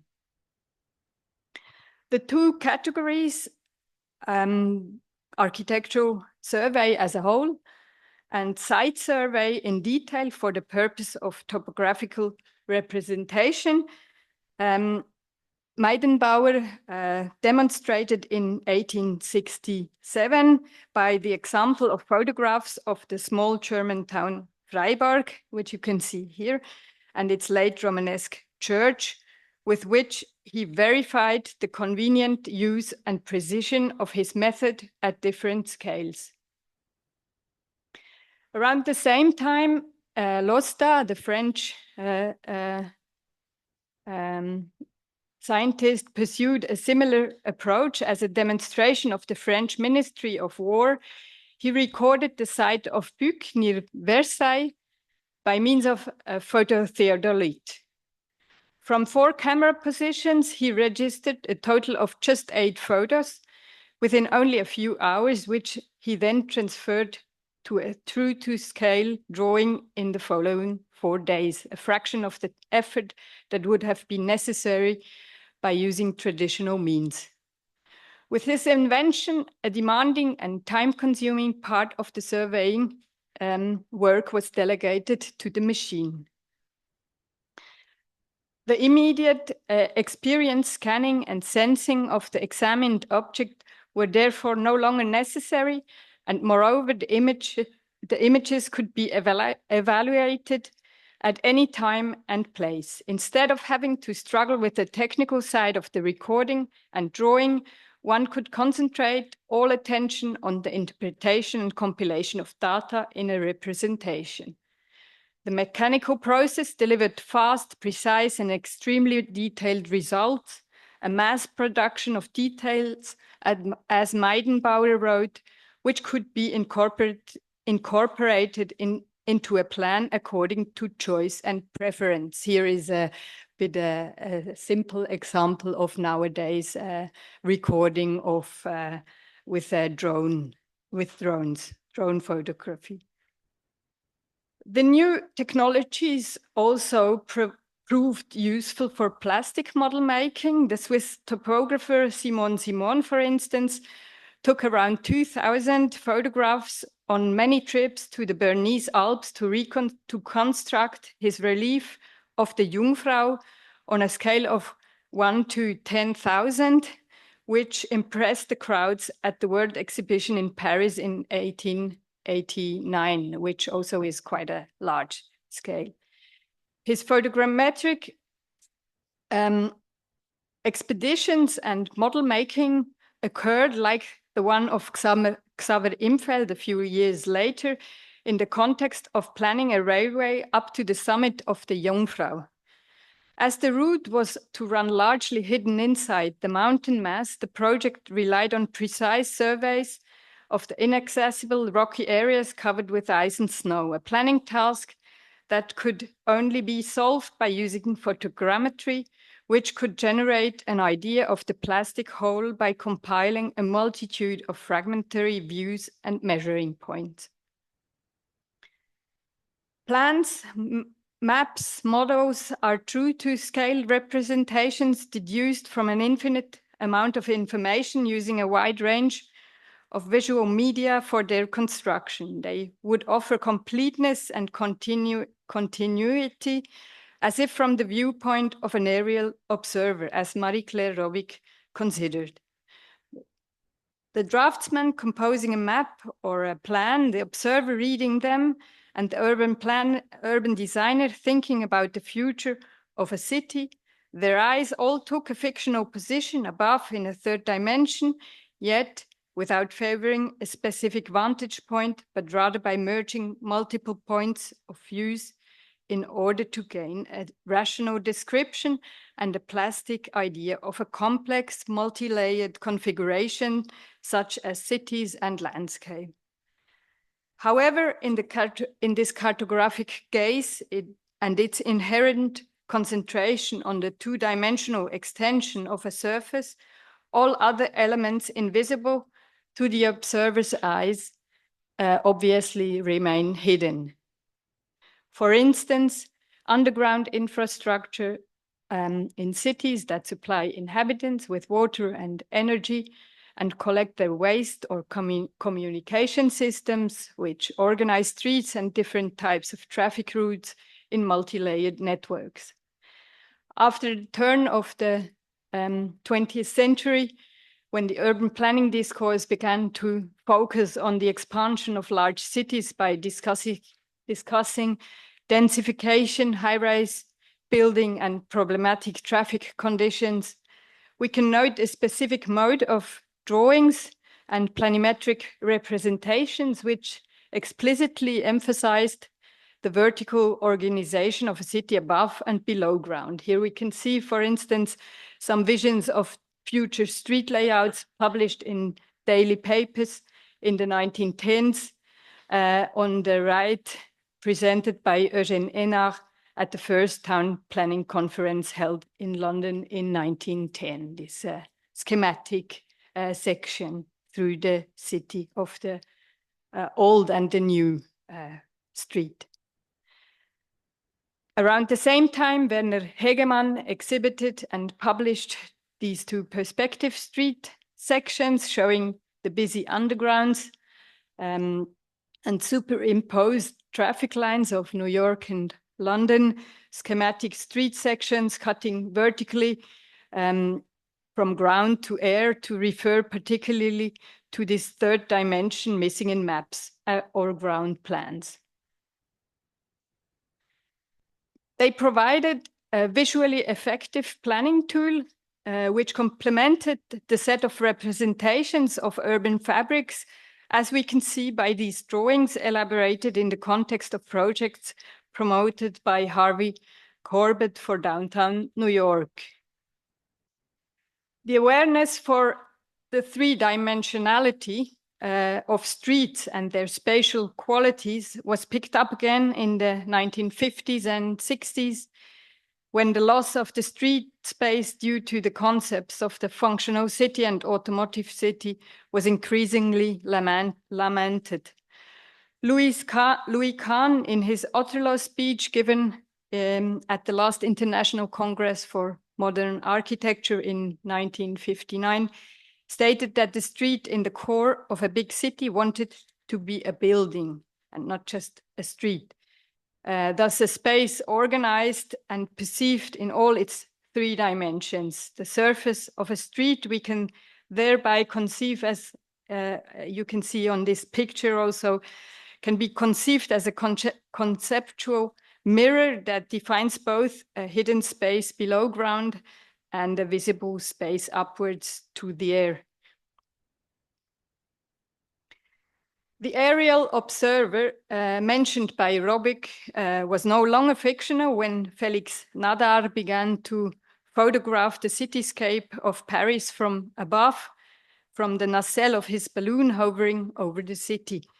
The new aerial vision opened up a whole new dimension to the perception and recording of bodies and spaces. And even if the experience was hardly ever firsthand, but mostly conveyed through images and reports, the new possibilities of sensing space and moving in the third dimension entered people's minds and then unfolded a great impact on the design activities of architects and planners, mainly after the turn of the century, when aerial photographs became increasingly distributed among practitioners. Although photographs, unlike plans, gave the impression of providing a complete, true-to-nature image, they actually only depicted forms and surfaces by capturing reflecting light.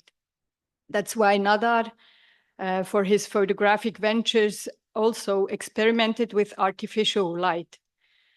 At the same time as he soared into the air in his balloon to gain a synoptic view from above, he also immersed himself into the underground of Paris, where he recorded the dark worlds of the catacombs and the sewer system in the glow of electric light.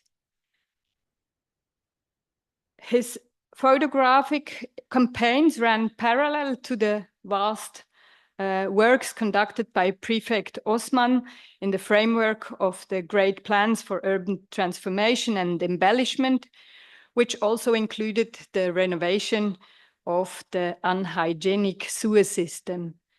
More than this, aerial views, not as pictures of the infrastructural network from below, offered a unique insight into modern Paris by focusing on its normally hidden nervous system and by showing its clean but inaccessible and unseen spaces. According to the Surveyor General of Canada, Edouard Deville, at the end of the 19th century, it was very doubtful whether the method of balloon surveying could ever be practical for cadastral applications and therefore also for planning. He noted that this would require consideration of an entirely new system of survey by means of photographs taken on plates placed horizontally or nearly so. This entirely new system of survey finally became a fact with the emergence of powered flight at the beginning of the 20th century and the development of aerial photography during and after the First World War. It ushered in a new era of systematic recording of cities, landscapes, remote areas, colonial possessions, and yet unknown regions of the world whose morphological structures could be registered by means of targeted aerial photography from great distance and in a degree of details never known before. In technical terms, airplanes and aerial photography offered new, powerful media for surveying and thus acquiring topographic knowledge, which was essential for planning. And planning, in turn, played a decisive role in controlling territories and pursuing geopolitical interests. Technological advantage gained through aviation, precise recording equipment, and experienced specialists therefore also implied a privileged position of power and superiority, which became particularly relevant in colonial contexts. In this light, the activities of the Danger family are exemplary. They ran a very busy surveying office in Paris from 1912 onwards until the 1960s, and specialized in the production of topographical plans, which were compiled by means of aerial photographs and then used as a basis for planning tasks, in some of which they were involved themselves. In 1919, right after war, they founded the Society for Urban Development Plans. In the same year, the Balaguier brothers established the French Aerial Company, which offered aerial services and supplied aerial photographs to the Danger Company. So it was all at the same time it came together. Its members, the Danger members, were all connected within professional networks, also beyond French borders, and their different interests covered a wide range of topics, including technical, historical, social, and urban planning issues. They used their topographic expertise and close connections to authorities and institutions for project activities in the French colonies and protectorates of Algeria, Libya, Syria, and also Turkey.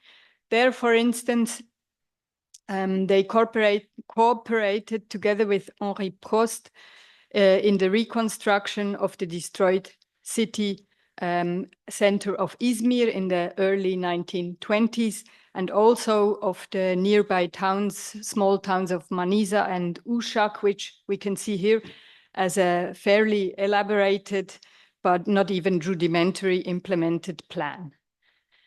Here on these three pictures. The new planning basis and aerial images enabled planners to analyze places from afar and design new projects also without knowing sites and people firsthand. And even if René Danger traveled to Morocco and Turkey various times, this practice provoked also resentment among local professionals. The young Turkish architect Burhan Arif, for instance, criticized in 1932 the foreign urbanists such as Prost and Danger for their coming and going. They would be traveling without considering what we want, he said. They are trying to apply the same pattern that they implement in their own cities, but they are not conformed to the historical characteristics of Turkish cities. Arif's comment thus pointed to another non-visual dimension of the unknown by alluding to the intangible social and cultural aspects also contained in the formal layout of plans and images. In specialized books and articles, the d'Angers members discussed the new photographic methods perfected in the 1920s and then widely applied in the 1930s, and emphasized their great relevance for urban design practice. In an article published in 1935, René d'Angers pointed to another important quality of aerial images, referring to aspects that could only be made visible through aerial photography, for instance, drainage systems, which you might be able to see in the center picture, which are hidden below ground, or structures of ancient settlements covered by plants and soil over time. This was, of course, of particular interest to history and also scientific research, for instance, archaeology and geology, which benefited from aerial visions, for instance, in the context of the search for oil that became increasingly important in the 1930s.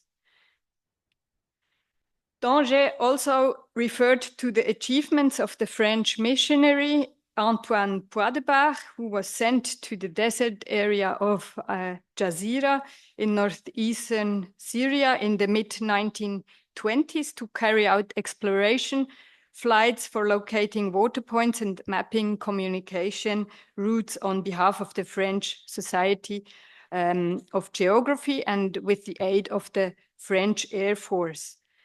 As a photographer, Poidebach was photographer, soldier, diplomat, and archaeologist.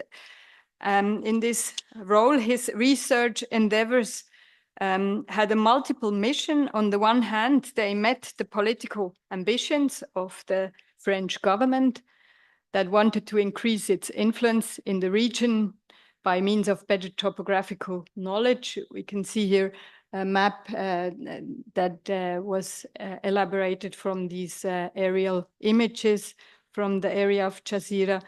On the other hand, Poidebach also followed his own archaeological ambitions which aimed at the reconstruction of the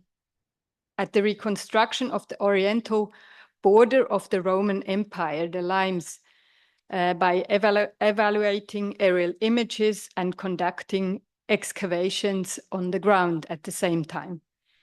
He thereby developed a new method for archaeological aerial photography, as he had observed that low-angle light revealed micro-elevations and different colors of vegetation on ruins, which would remain invisible from lower viewpoints. And he also noticed, for instance, significant differences in light and at certain altitudes, depending on the season, on the dry or wet season, which could not be seen by the eye. He assembled his research in this publication, La Trace de Rome, in 1934. In the same year, he started another archaeological expedition in the coastal region of the Lebanon, where he tried to apply his methods to the exploration of the flooded ancient harbors of Tyre and Sidon.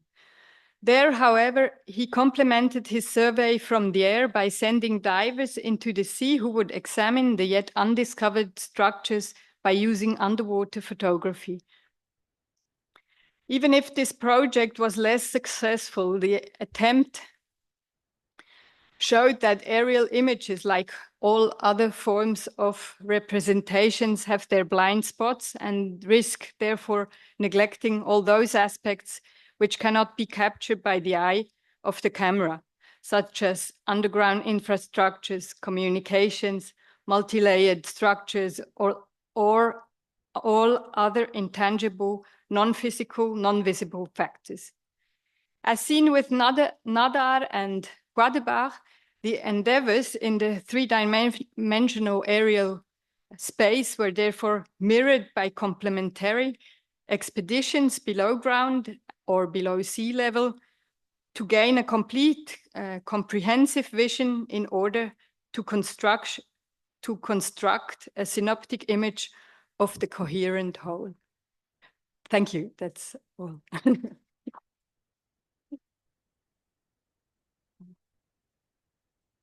So thank you very much. I think that this question of the, let's say, threshold of visibility or what is left behind has kept returning in our speech today, both concerning public space and concerning medias and precisely photography. Do you have any question? We can have a couple of minutes for a discussion. Couple of minutes, it depends on how many questions.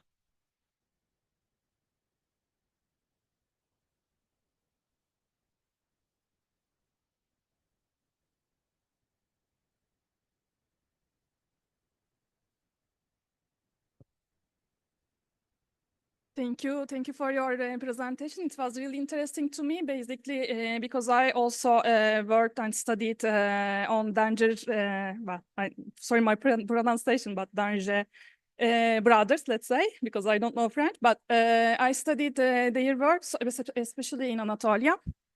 So it was really interesting to see the similarities, the same traces between their paths in Anatolia from Izmir to Uşak and Manisa in Anatolia.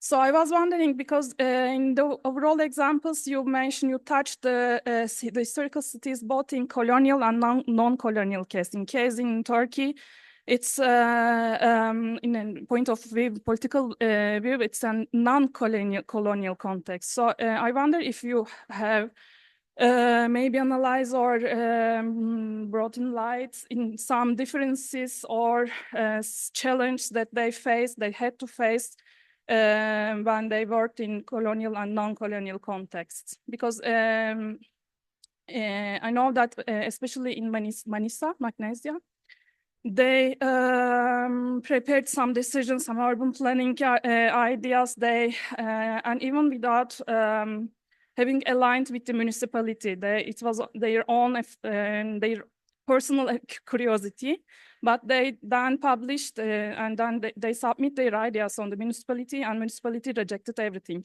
and revised all the planning. But of course, when we studied the implemented plan, we can still have some traces on their ideas, because they somehow revised, but somehow implemented. So I was wondering if you have also analyzed or brought in the light some similarities or differences between these different contexts, colonial and non-colonial examples.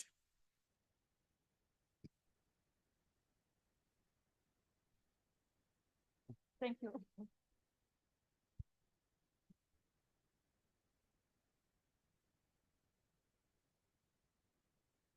Thank you for your, I'm very interested in your research. Actually, I guess I cannot tell you more about this specific planning, because I imagine you know more about this specific planning of the towns themselves. But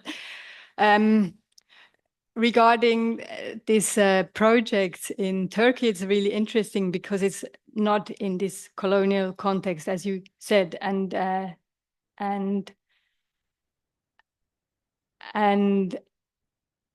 as far as I know, they were doing these plans, as you explained, for their own, on their own commission, and they were not accepted. And as we could see by the comments of the architects, this was also like an infiltration from the outside. It was an infiltration of the local architects who wanted to be commissioned.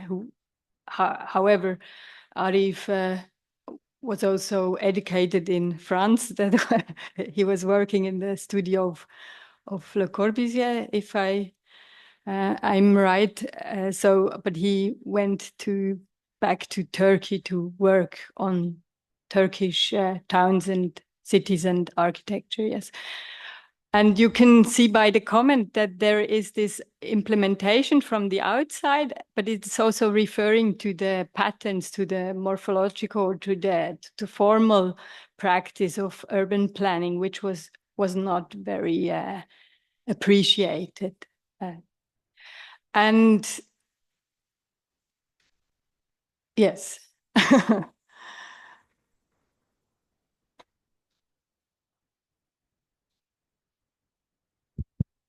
I mean, just a short comment. Now you showed this private initiative of the architects, but I mean, of course, this type of aerial cartography was in most of the other cases directly related to the military. You know, it was a military. It was a kind of military. It was a kind of a special cooperation between military and geography, and so Yves Lacoste, the French geographer that wrote that book in the 1980s, brought it to the point. La géographie, ça sert d'abord à faire la guerre. So this is the title of the book. So the geography serves first of all to make the war. Yes. That's completely right. And cartography has always been like that. Also, even much further back, cartography was always in the service of military or territorial expeditions. But the thing, the moment when the airplane and the first civil airway companies came into the game, there was also a change, because there was also a civil production of images and a civil use of images and the civil use of airplanes. And there, I mean, you can see it very well by the role of Poix de Bar. He was in this ambivalent or in this double mission or this, I don't know, quadruple mission of all these different aspects. But I guess that's, yes, that's inherent of cartography in general, but then also in the whole planning process that is based on this production of plans. And I think that's also why this was such a powerful instrument in this time, because the danger or all these technical developments and at the early 20s, they gave all these companies and planners a lot of power, and a lot of power in these regions then for maybe a short time.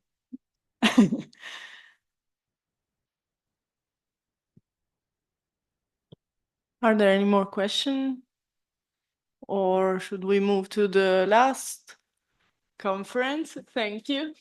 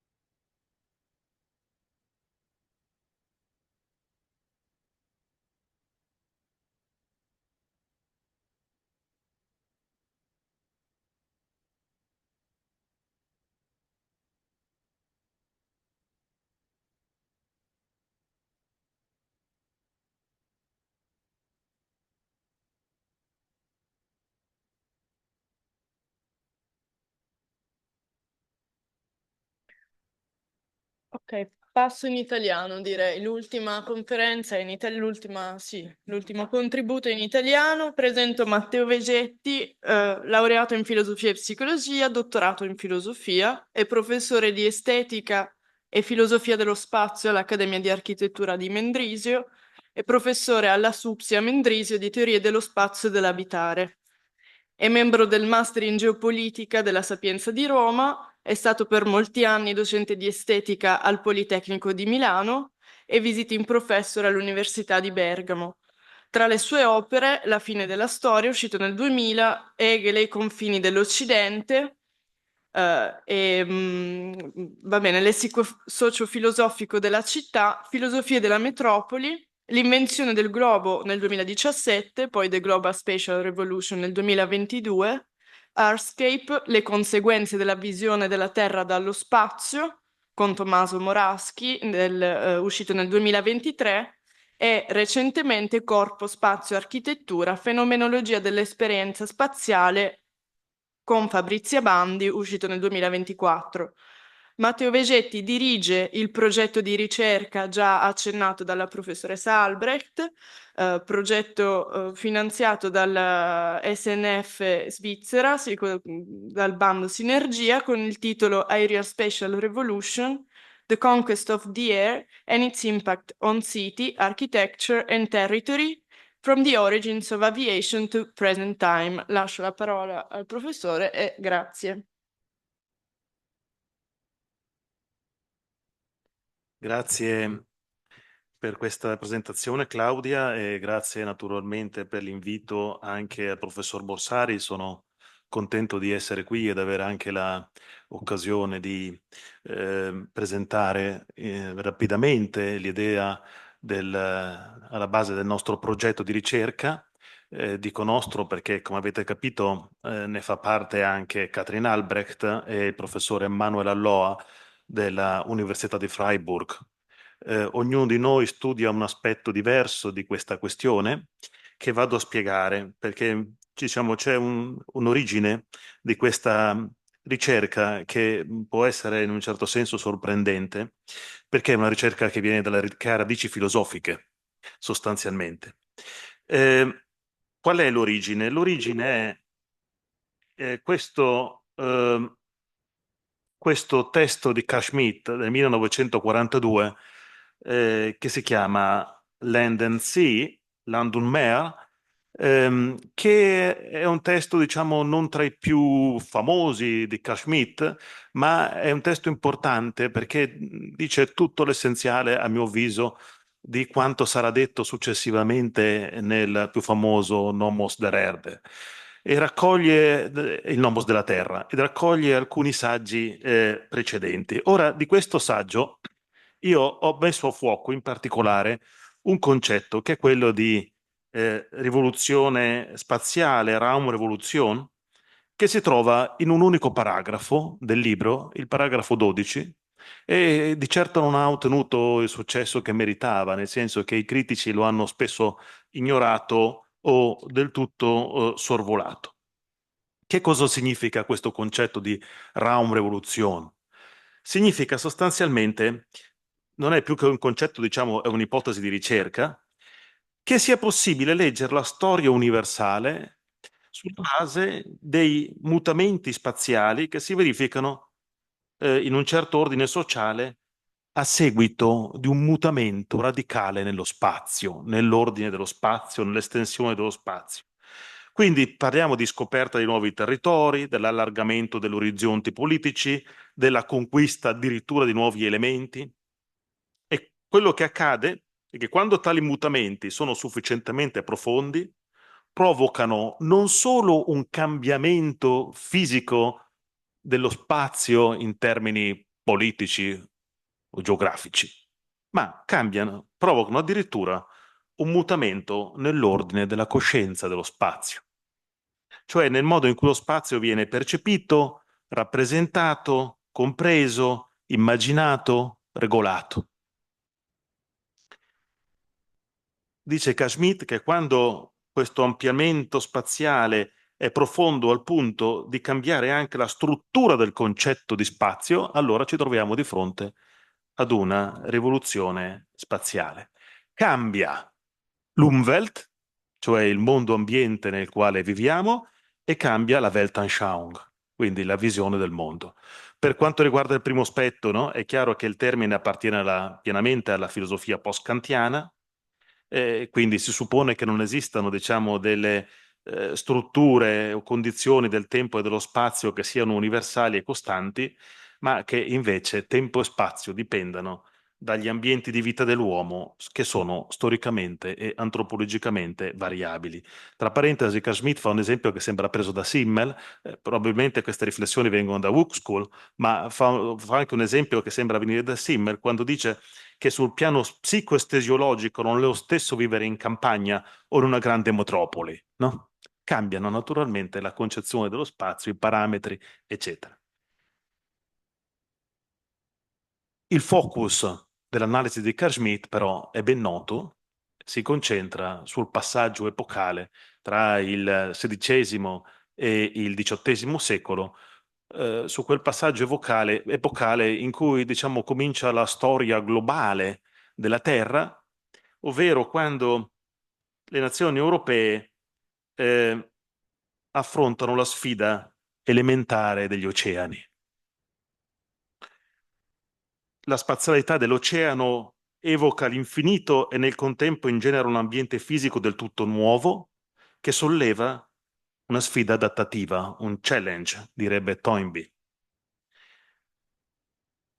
E allora ecco che per essere messa a profitto la rivoluzione venuta dal mare richiede schemi spaziali irriducibili alla Terra, inedite capacità rappresentative, imponenti innovazioni tecniche, una nuova organizzazione politica, un nuovo concetto spaziale e persino una nuova filosofia, cioè richiede, in breve, una nuova Weltanschauung che non sia più legata allo spazio chiuso del mondo cristiano feudale. Ma vengo al paragrafo 12. Cosa dice Schmitt in questo paragrafo che è l'accenno di un programma culturale, sostanzialmente un programma di ricerca? Sono poche pagine, ma sono pagine molto interessanti, perché ci dà un suggerimento, cioè ci suggerisce il fatto che una rivoluzione spaziale possa produrre un cambiamento i cui effetti si vedono nel mondo dell'estetica. Cioè una rivoluzione spaziale non si può mai esperire in maniera diretta, evidentemente, ha un arco di tempo troppo lungo, troppo complessa, ma ne possiamo invece vedere i segni negli effetti che essa produce, per esempio all'interno del campo dell'arte, nella pittura, nella nuova coscienza spaziale dell'architettura rinascimentale, nello spazio acustico della musica, nella struttura dei teatri dell'opera. Per esempio, no, i teatri dell'opera cominciano, suppone Carl Schmitt, per effetto della rivoluzione spaziale oceanica, a far muovere i personaggi nella profondità dello spazio prospettico del palcoscenico che viene separato ora da un sipario.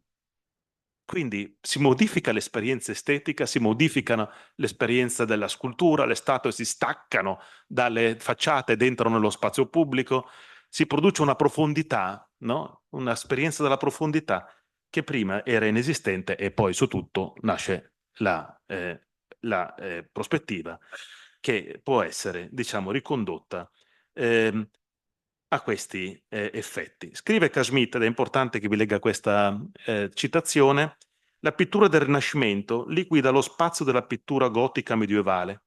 Gli artisti raffigurano ora i personaggi e gli oggetti, collocandoli in uno spazio che crea prospetticamente una profondità vuota. Adesso personaggi e oggetti stanno e si muovono in uno spazio. A confronto dello spazio gotico, ciò significa realmente un altro mondo. Il fatto che gli artisti vedano ora in modo diverso e che il loro occhio sia mutato è per noi molto significativo. Chi c'è alle spalle di queste riflessioni? È difficile dirlo perché Carl Schmitt non cita nessuno, ma possiamo pensare che ci siano i grandi storici classici tedeschi, quindi Wolflin, Riegel, ma poi anche Berenson, Panofsky e a mio avviso Dagor Frey, che deve essere per forza presente in queste riflessioni. Ma la pretesa di Schmitt va anche oltre questi autori. Primo perché collega la trasformazione percettiva ed estetica a una rivoluzione spaziale, al cambiamento dello spazio. E secondo, perché non c'è soltanto la rivoluzione, un cambiamento nel modo in cui percepiamo e rappresentiamo lo spazio, ma questi fenomeni collegano in realtà una rete estesa di altri fenomeni che vanno dalla rappresentazione cartografica, per esempio, alla geopolitica, al diritto. E quindi se si fosse capaci di leggere il mondo in base agli schemi di una rivoluzione spaziale, noi saremmo capaci di mettere insieme e di leggere attraverso un fil rouge l'influenza che un mutamento spaziale produce all'interno di campi apparentemente autonomi fra di loro. Quando Smith dice tutto questo, lo dice con una vocazione genealogica, con una impronta genealogica che dipende dal fatto che in realtà l'epoca della rivoluzione spaziale avviata dagli oceani è finita. Ed è finita sulla soglia di una nuova rivoluzione spaziale che forse è la condizione per vedere la storia da cui proveniamo. La nuova rivoluzione spaziale è dovuta a un fatto di eccezionale gravità, cioè non si verifica alla metà del Novecento, nella prima metà del Novecento, soltanto un mutamento dello spazio, ma addirittura entra in scena un nuovo elemento, cioè l'aria. Dopo la terra e dopo il mare comincia una nuova storia e una nuova fase del mondo globale che si basa sulla presenza dell'elemento aereo e dei media aerei. Qui bisogna fare molta attenzione perché la rivoluzione aerea è duplice, no? Da un lato ci sono gli aerei che si muovono nell'aria e trasformano lo spazio con le loro effettività, e dall'altro c'è la radio, cioè tutto l'universo delle onde e dei flussi che si attraversano lo spazio attraverso l'aria. Questo non deve sorprendere, che mette insieme aria e radio e telecomunicazioni, è un tratto comunissimo che da lì in poi si ripeterà sempre anche nella cultura americana, che l'aereo viene letto innanzitutto, viene letto dai geografi e dai filosofi insieme all'ascesa della radio e quindi dei media aerei. Che cosa vuole fare la nostra ricerca? Lo dico rapidamente, vuole studiare genealogicamente la rivoluzione spaziale aerea, come Katrin Albrecht ha mostrato a partire dalle foto di Nadar, diciamo, e vuole cercare di studiare l'esistenza di strutture discorsive pervasive e persistenti che trasmigrano da un paradigma all'altro. Prendo questa nozione di trasmigrazione dei paradigmi da Remo Bodei, che ha fatto da maestro ad alcuni di noi. Bene, ora mi tocca di disegnare anche a me un inizio. Prima la Katrin Albrecht l'ha mostrato in Nadar. Io scelgo un inizio diverso, un inizio di questa rivoluzione spaziale di cui sto parlando, diverso da quello che Katrin vi ha mostrato in precedenza. Che cosa c'è nel mio inizio almeno? Nel mio inizio c'è questa scena.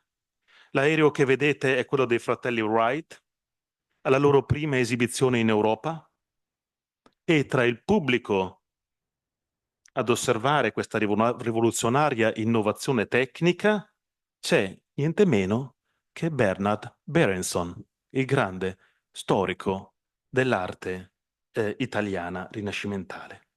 Il giorno dopo Berenson scrive alla moglie questa lettera. Ieri siamo andati a Le Mans per assistere a uno dei voli dei fratelli Wright.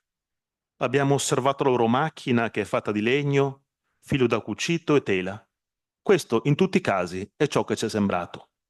Non posso dire di non averlo apprezzato, questo mostro innocente che distruggerà il mondo che amo, il mondo della visione a livello degli occhi o della visione dal basso verso l'alto, il mondo dell'intimità a cui la nostra specie è abituata da milioni di anni. Quindi, in una sorta di premonizione, Berenson percepisce, prima ancora di aver visto volare un aereo, che questo produrrà una enorme trasformazione nei modi in cui abitiamo il mondo, vediamo il mondo, percepiamo la realtà. Heidegger, in fondo, nel saggio Das Ding, non farà altro che ripetere queste cose associando, no, l'aereo alla radio e alla televisione, cioè sostanzialmente la famiglia dei media aerei, sostenendo, voi sapete, la famosa teoria, nulla è più vicino, nulla è più lontano, lo spazio, diciamo l'esperienza spaziale, non esiste più, e quindi alludendo a una rivoluzione ontologica addirittura o metafisica.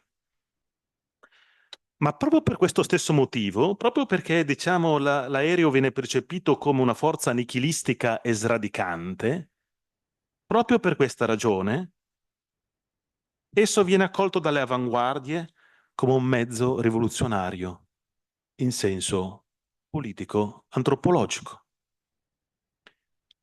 Qui ho accosto due libri, uno è The New Vision di Moholy-Nagy e l'altro The New Vision, l'edizione The New Vision, ma è il libro Aircraft di Le Corbusier.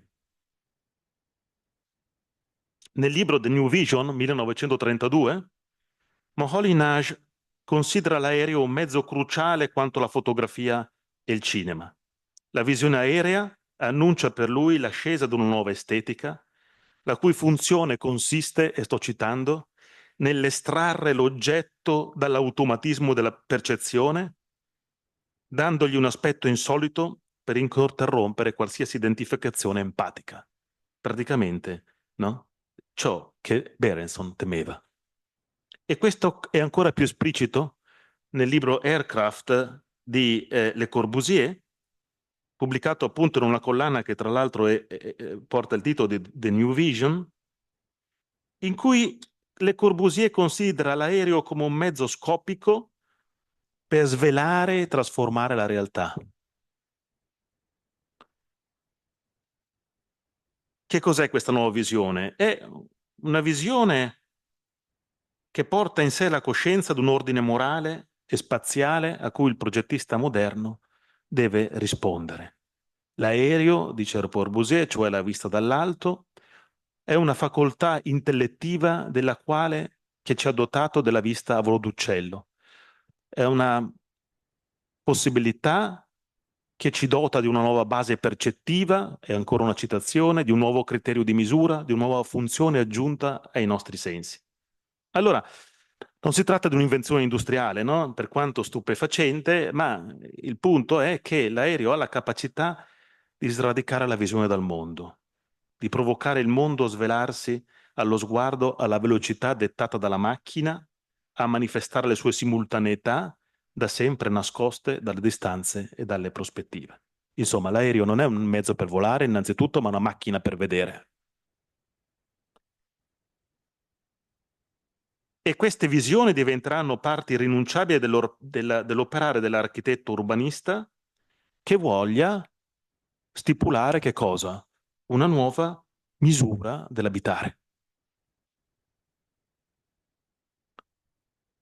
Questo apparato iconografico, qui vi mostro innanzitutto una tavola di Le Corbusier preso dalla Maison des Hommes, 1942, lo stesso anno peraltro di Terra e Mare, in cui vedete che dove c'è l'aeroplano dice lo spirito dei nostri progetti sarà illuminato e amplificato da questo nuovo punto di vista. Qual è l'affinità tra aria e tecnica rivelata dalla visione dall'alto? Beh, diciamo l'aria di per sé porta dei valori che sono la velocità, l'esattezza, la trasparenza, l'astrattezza, e funzionano nel Le Corbusier come una sorta di meccanismo antifrastico, nel senso che il loro significato va inteso come l'opposto di quello che attribuiamo alla Terra, vista dall'alto. Cioè, tanto che questi aggettivi appartengono alla visione dall'alto, tanto che la Terra ci appare un mondo pesante, caotico, opprimente, vecchio, insalubre, soffocante, asfissiante, mortale. Sono tutti aggettivi di Le Corbusier. Allora capite che c'è subito una relazione polemica tra aria e terra, no? L'aria, come ripete Le Corbusier in maniera, diciamo, martellante nel libro, l'aria accusa la terra. Per citare Kashmir potremmo dire l'aria contro la terra. l'aria porta un'accusa alla terra, lo mostra come uno spettacolo di rovina, lo mostra come uno spettacolo spaventoso che richiede un'azione drastica, e questa azione drastica è quella che vedete in questa tavola. Poiché l'aeroplano instaura una nuova coscienza, la coscienza moderna, la città con le loro miserie devono essere rifiutate, devono essere largamente distrutte e nuove città costruite. A commento di questa affermazione, Le Corbusier mette un'immagine delle demolizioni di Haussmann, senza dirlo, naturalmente. E questo è molto interessante, no? È molto interessante perché è chiaro che l'aereo, come si diceva, mantiene una valenza aggressiva, cioè lo sguardo dall'alto mantiene una valenza aggressiva che lo connette alla storia militare, cioè ai ricognitori in quanto in grado di localizzare le postazioni nemiche, di registrare i targets, di guidare interventi in base alle immagini scattate dall'alto. E questo è interessante, peraltro, per il fatto che quando Benjamin guarda queste immagini delle distruzioni di Haussmann, le considera una premonizione storica della distruzione portata dai bombardamenti aerei nella città. E questa è la prima cosa interessante. E poi, ancora a proposito di Benjamin, guarda un po', Benjamin considera Le Corbusier l'erede, il grande precursore dei Grands Travaux di Haussmann, in quanto entrambi legati, in fondo, alla connessione dialettica moderna tra distruzione e progetto, distruzione e salvazione. Allora il progresso moderno non degenera in catastrofe, no? Ma si annuncia come catastrofe attraverso una sorta di nichilismo messianico che si esprime nei termini di un'autentica rivoluzione spaziale e sociale. Che cos'è allora l'aereo di Corbu? Beh, è qualcosa di più, diciamo, che un mezzo di progettazione. Certo è anche quello, no? Ma è qualcosa che cambia tutte le scale spaziali, a tutti i livelli. A tutti i livelli. Quindi è un elemento di rivoluzione dello spazio che parte dalle scale più ampie e arriva a quelle più piccole. Le scale più ampie sono queste. Per esempio, in questa lettera a Charles Brunel, che è il sindaco di Algeri, Le Corbusier fa questo piccolo disegno, ma molto importante, che è un disegno geopolitico, perché rappresenta quel grande spazio post-statale che creerà un impero mediterraneo le cui capitali saranno Parigi, Barcellona, Roma, Algeri. Questa è la dimensione geopolitica adeguata allo spazio, alla rivoluzione spaziale aerea, non certo quella dello Stato. Quindi Le Corbusier è già proiettato verso una spazialità post-statuale che è all'altezza della rivoluzione spaziale indotta innanzitutto dall'aeronautica e dai media aerei. In altre mappe studia la nuova scala spaziale, studiando concentro naturalmente di Parigi, con Le Corbusier Parigi-centrico, no? Naturalmente, ma a partire da lì studia l'ampiezza, diciamo, delle scale spaziali dell'aereo intercontinentale, e poi la scala della città. Nel 1929 compie questo famoso viaggio in Sud America, dove esplora l'Argentina e il Brasile in aereo, mentre a guidare l'aereo c'è Saint-Exupéry ad accompagnarlo, e qui vedete una rappresentazione al centro di Le Corbusier, un disegnino in cui rappresenta il suo aereo in volo, e lì sull'aereo prende degli schizzi, e lì Le Corbusier dice di essere stato colpito da una rivelazione improvvisa. Qual è questa rivelazione? La nuova scala che l'architettura avrebbe dovuto assumere, e la scala è questa. La scala è questa, è una scala gigantesca. Uso questa parola perché la usa anche Heidegger nella lettera sull'umanesimo, è proprio il gigantismo, no? È una scala gigantesca, e associandola all'aereo, peraltro. È una scala gigantesca, ma è la scala adeguata. Vedete che anche Le Corbusier usa questa parola, giganteschi viadotti, adeguata alla nuova epoca dischiusa dai mezzi aerei.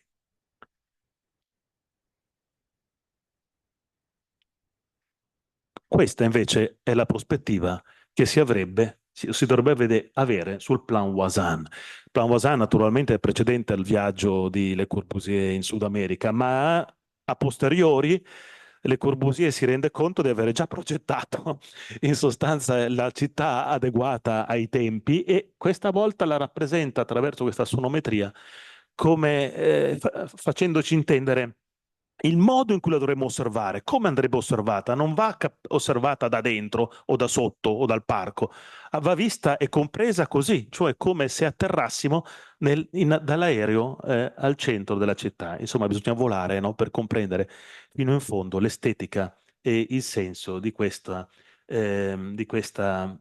modello urbanistico, peraltro che, come vedremo a breve, è sollevato da piloti lasciando libero completamente il terreno e noi non facciamo adesso non facciamo credo fatica a comprendere anche la componente utopica di questo elemento o che questo elemento assume nel pensiero di Le Corbusier. Questa è la nuova scala urbana introdotta dal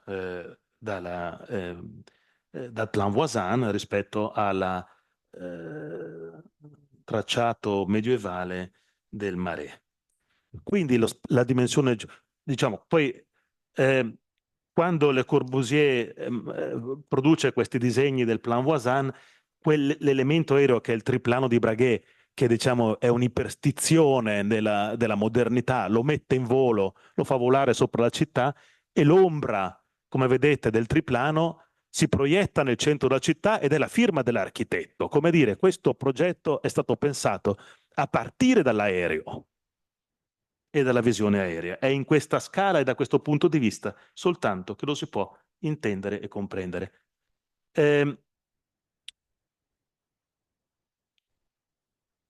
Diciamo, c'è chi poi ha inteso questa cosa dell'aereo molto alla lettera, come per esempio Lucio Costa, che progetta poi influenzato da Le Corbusier, Brasilia nella forma di un aeroplano, no? Nella forma di un aeroplano. Qui vedete il disegno originale, ma c'è un aspetto, diciamo così, formalista in questo e c'è un aspetto invece simbolico, no? Brasilia come una città che è staccata dalle tradizioni del Brasile, dalla storia brasiliana, che è una città internazionale, è come un aereo che si è appena appoggiato, no, sul territorio, ma che è pronto a decollare in ogni momento. L'ombra potremmo dire, dell'aeroplano di Le Corbusier, no, ha costruito una città. Ma l'ultimo livello poi di questa rivoluzione spaziale, al di là della scala geopolitica e della scala urbana, è l'abitazione. Anche l'abitazione è importante in quanto porta con sé questa dimensione aerea che le stacca dalla terraferma attraverso il sistema dei piloti, sgrava l'abitazione dal suo peso, la immerge nell'elemento aereo, la distacca dalla storia. Lo dice Le Corbusier. Tutto si trova sospeso nell'aria, piloti, staccato. Il suolo è interamente libero, gli edifici non lo raggiungono, la città è così nell'aria a 5 metri al di sopra del suolo. Deterrestrizzate, sospese come palafitte, le case sorgono nell'aria. Quindi anche le case, diciamo, hanno un movimento antigravitazionale che le porta verso l'alto. E Siegfried Gideon, in un passaggio di Bauen in Frankreich del 1128, che riprende che Benjamin riprende anche nei passaggi, scrive: le case di Le Corbusier non si definiscono tramite lo spazio né con le forme. L'aria passa attraverso di esse. L'aria diventa un fattore costitutivo.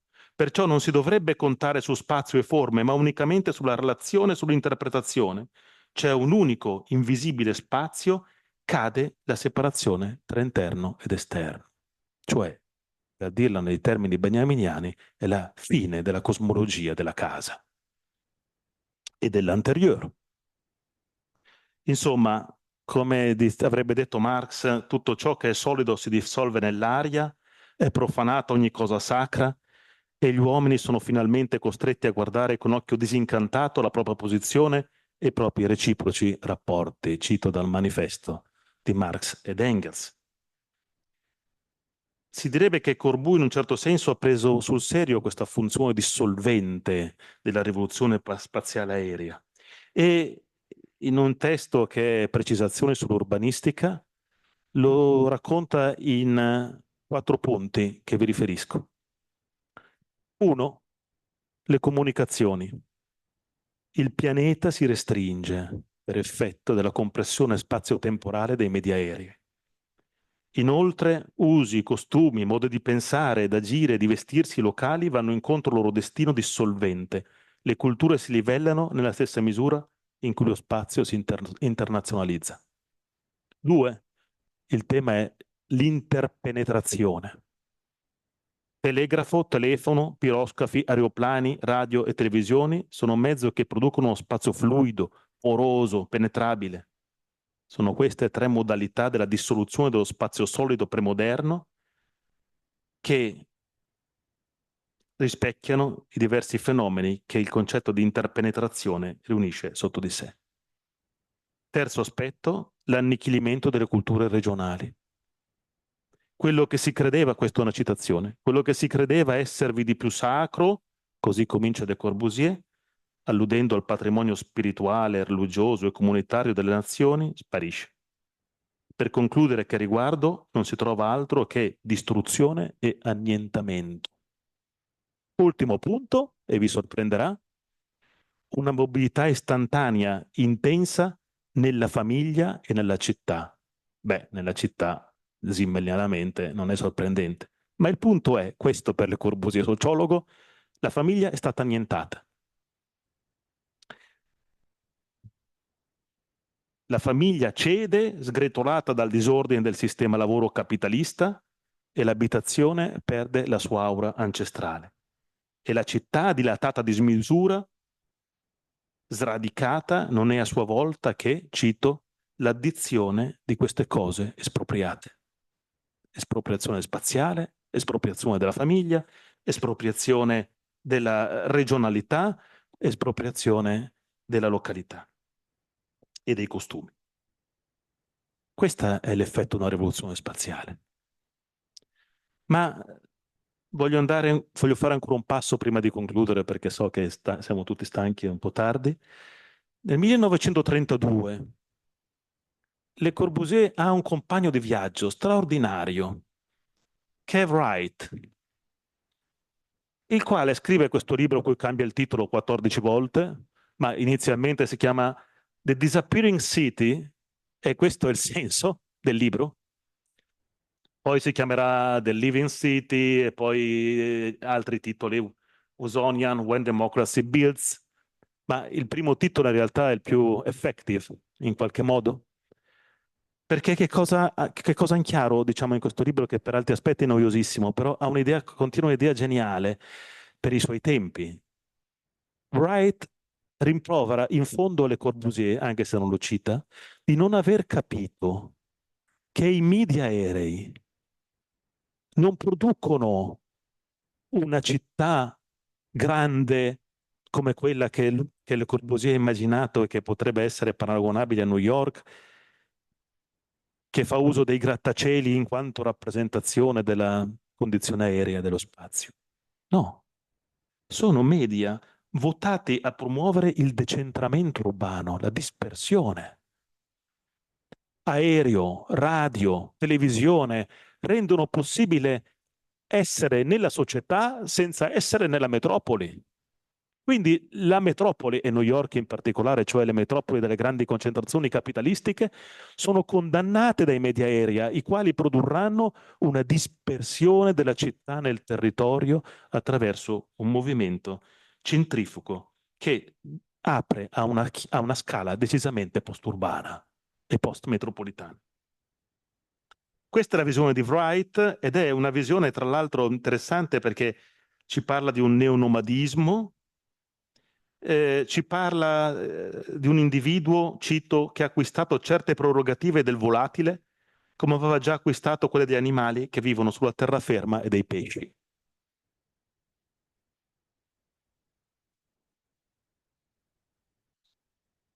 Qualcosa del genere lo possiamo considerare come una straordinaria anticipazione delle teorie di Marshall McLuhan. perché molto più tardi sarà Marshall McLuhan a spiegarsi che l'aeroplano e la radio, i flussi elettronici in generale, creano decentramento, discontinuità, diversità nell'organizzazione spaziale. Tanto da metterci al riparo dall'incubo anche di uno Stato mondiale della Terra, come quello che, diciamo, paventava o qualcuno, Heidegger, e invece qualcun altro come Junger considerava tutto sommato uno strumento utile. No, niente di tutto ciò, non ci sarà più uno Stato mondiale della Terra proprio perché i media aerei producono una dispersione dello spazio in vortici di potere e in una discontinuità e diversità nell'organizzazione spaziale. Quindi un movimento, diciamo così, opposto a quello del moderno, prodotto dalla ferrovia che invece produceva accentramento. No? Sono due paradigmi opposti, la ferrovia e la conformazione aerea dello spazio.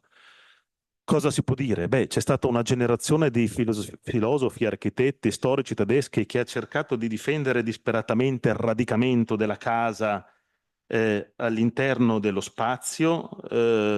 Uno di questi è certamente Bolnow in Menschenraum, ma anche Heidegger naturalmente.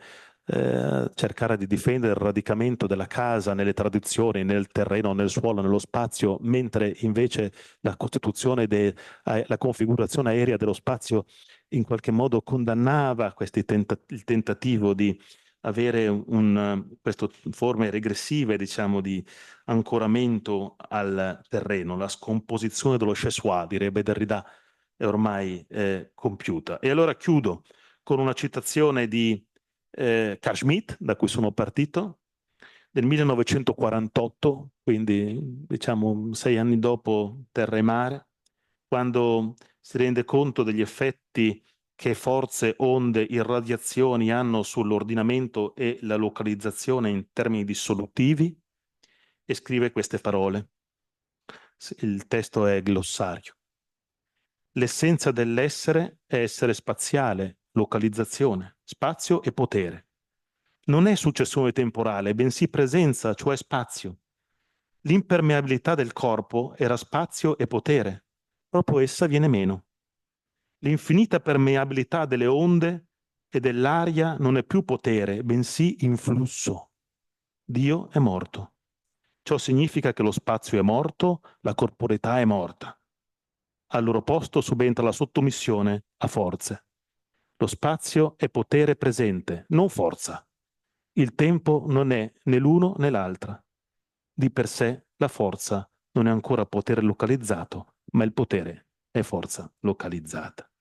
Evidentemente, no? Carl Schmitt scopre che la rivoluzione spaziale, dopo la seconda guerra mondiale, la rivoluzione spaziale aerea conduce a effetti che lui considera nichilistici in questo senso, ma che naturalmente possono essere considerati in una chiave tutta diversa per i sostenitori della legittimità del moderno. Grazie.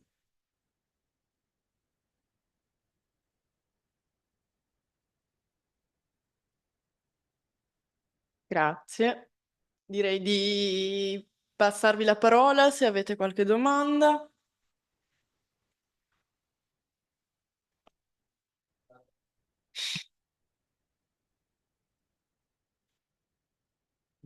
Grazie. No, allora, grazie per questa presentazione, per le tante suggestioni. Quindi niente, io poi purtroppo fra poco devo andare via, per cui mi dispiace a maggior ragione. No, diciamo, una considerazione, diciamo, sulla possibilità, se esiste e se, diciamo, ha un senso secondo te, di operare, diciamo, un disaccoppiamento o comunque, diciamo, introdurre uno scarto fra la dimensione degli strumenti, la radio, poi la televisione, l'aereo e il medium, cioè l'aria. Nel senso che, come dire, e questa era una cosa che era una probabilmente delle cose che aveva in testa anche Carl Schmitt, nel senso che l'aria riproduce all'ennesima potenza il problema dell'acqua, cioè il problema del mare rispetto alla terra. Se sulla terra è possibile fare Ordnung e Ortung, sul mare diventa una cosa ci hanno provato, in parte la cosa è anche riuscita, però è un problema. Che cosa voglio dire? Voglio dire che in realtà le qualità di precisione, controllo, velocità, in realtà sono molto del mezzo aereo e poco dell'elemento. Mi spiego, la prima scoperta contemporanea sostanzialmente, forse non la prima, però coeva, è che l'aria è una dimensione estremamente imprecisa e sono i gas, l'uso dei gas nella prima guerra mondiale. Gas che è significativo, vengono usati, ma poi spesso ritornano indietro con il vento e uccidono quelli che li hanno lanciati. Poi noi abbiamo avuto le piogge acide, poi oggi abbiamo l'anidride carbonica, cioè in realtà diciamo l'elemento, a differenza dei mezzi che si muovono nell'elemento, ha un portato di imprecisione che è forse l'esatto opposto del progetto moderno, che è un progetto di controllo, di razionalità che cresce in modo esponenziale. Ecco, quindi non lo so, se forse l'elemento fa certe cose perché lo strumento che si muove nell'elemento le può fare, ma di per sé contiene un elemento di indeterminazione, di vaghezza, di sfumatura della possibilità di tracciare un limite che era per l'appunto quello che rafforzava, diciamo, Schmitt, l'idiosincrasia rispetto a questa rivoluzione spaziale. Grazie.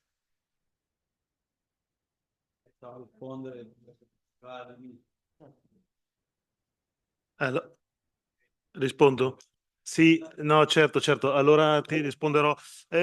Sì, capisco cosa intendi dire, però diciamo ci sono delle cose per cui è difficile separare il mezzo dall'elemento, nel senso che per esempio la visione dall'alto è possibile soltanto dall'aria, e se pensiamo invece al movimento, l'aria ha questa enorme questione che impatta sul diritto, che non conosce confini. Non conosce i confini. Uno dei primi racconti è che Le Corbusier, Auguste Perrin arriva nell'ufficio dicendo, brandendo una copia dell'Intransigeant, e dice: Blériot, ho superato la Manica, non esistono più i confini, non ci saranno più guerre.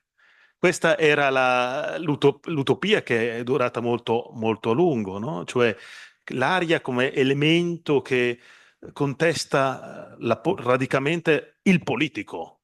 E questo in un'altra conferenza dove mi sono occupato invece dello spazio, ho cercato di mostrare come anche quando Borman guarda la Terra dallo spazio, la prima cosa che dice è: ma non ci sono confini, cioè, ovvio, nel senso che dalla Luna non puoi vedere i confini della Terra, non vedi le dogane.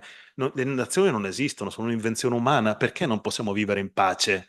No, quindi l'aria si unisce anche a questo livello immaginario che è tutto suo, no? Di una pace mondiale e di uno Stato mondiale, in verità di un governo mondiale della Terra. Quindi ci sono queste due dimensioni.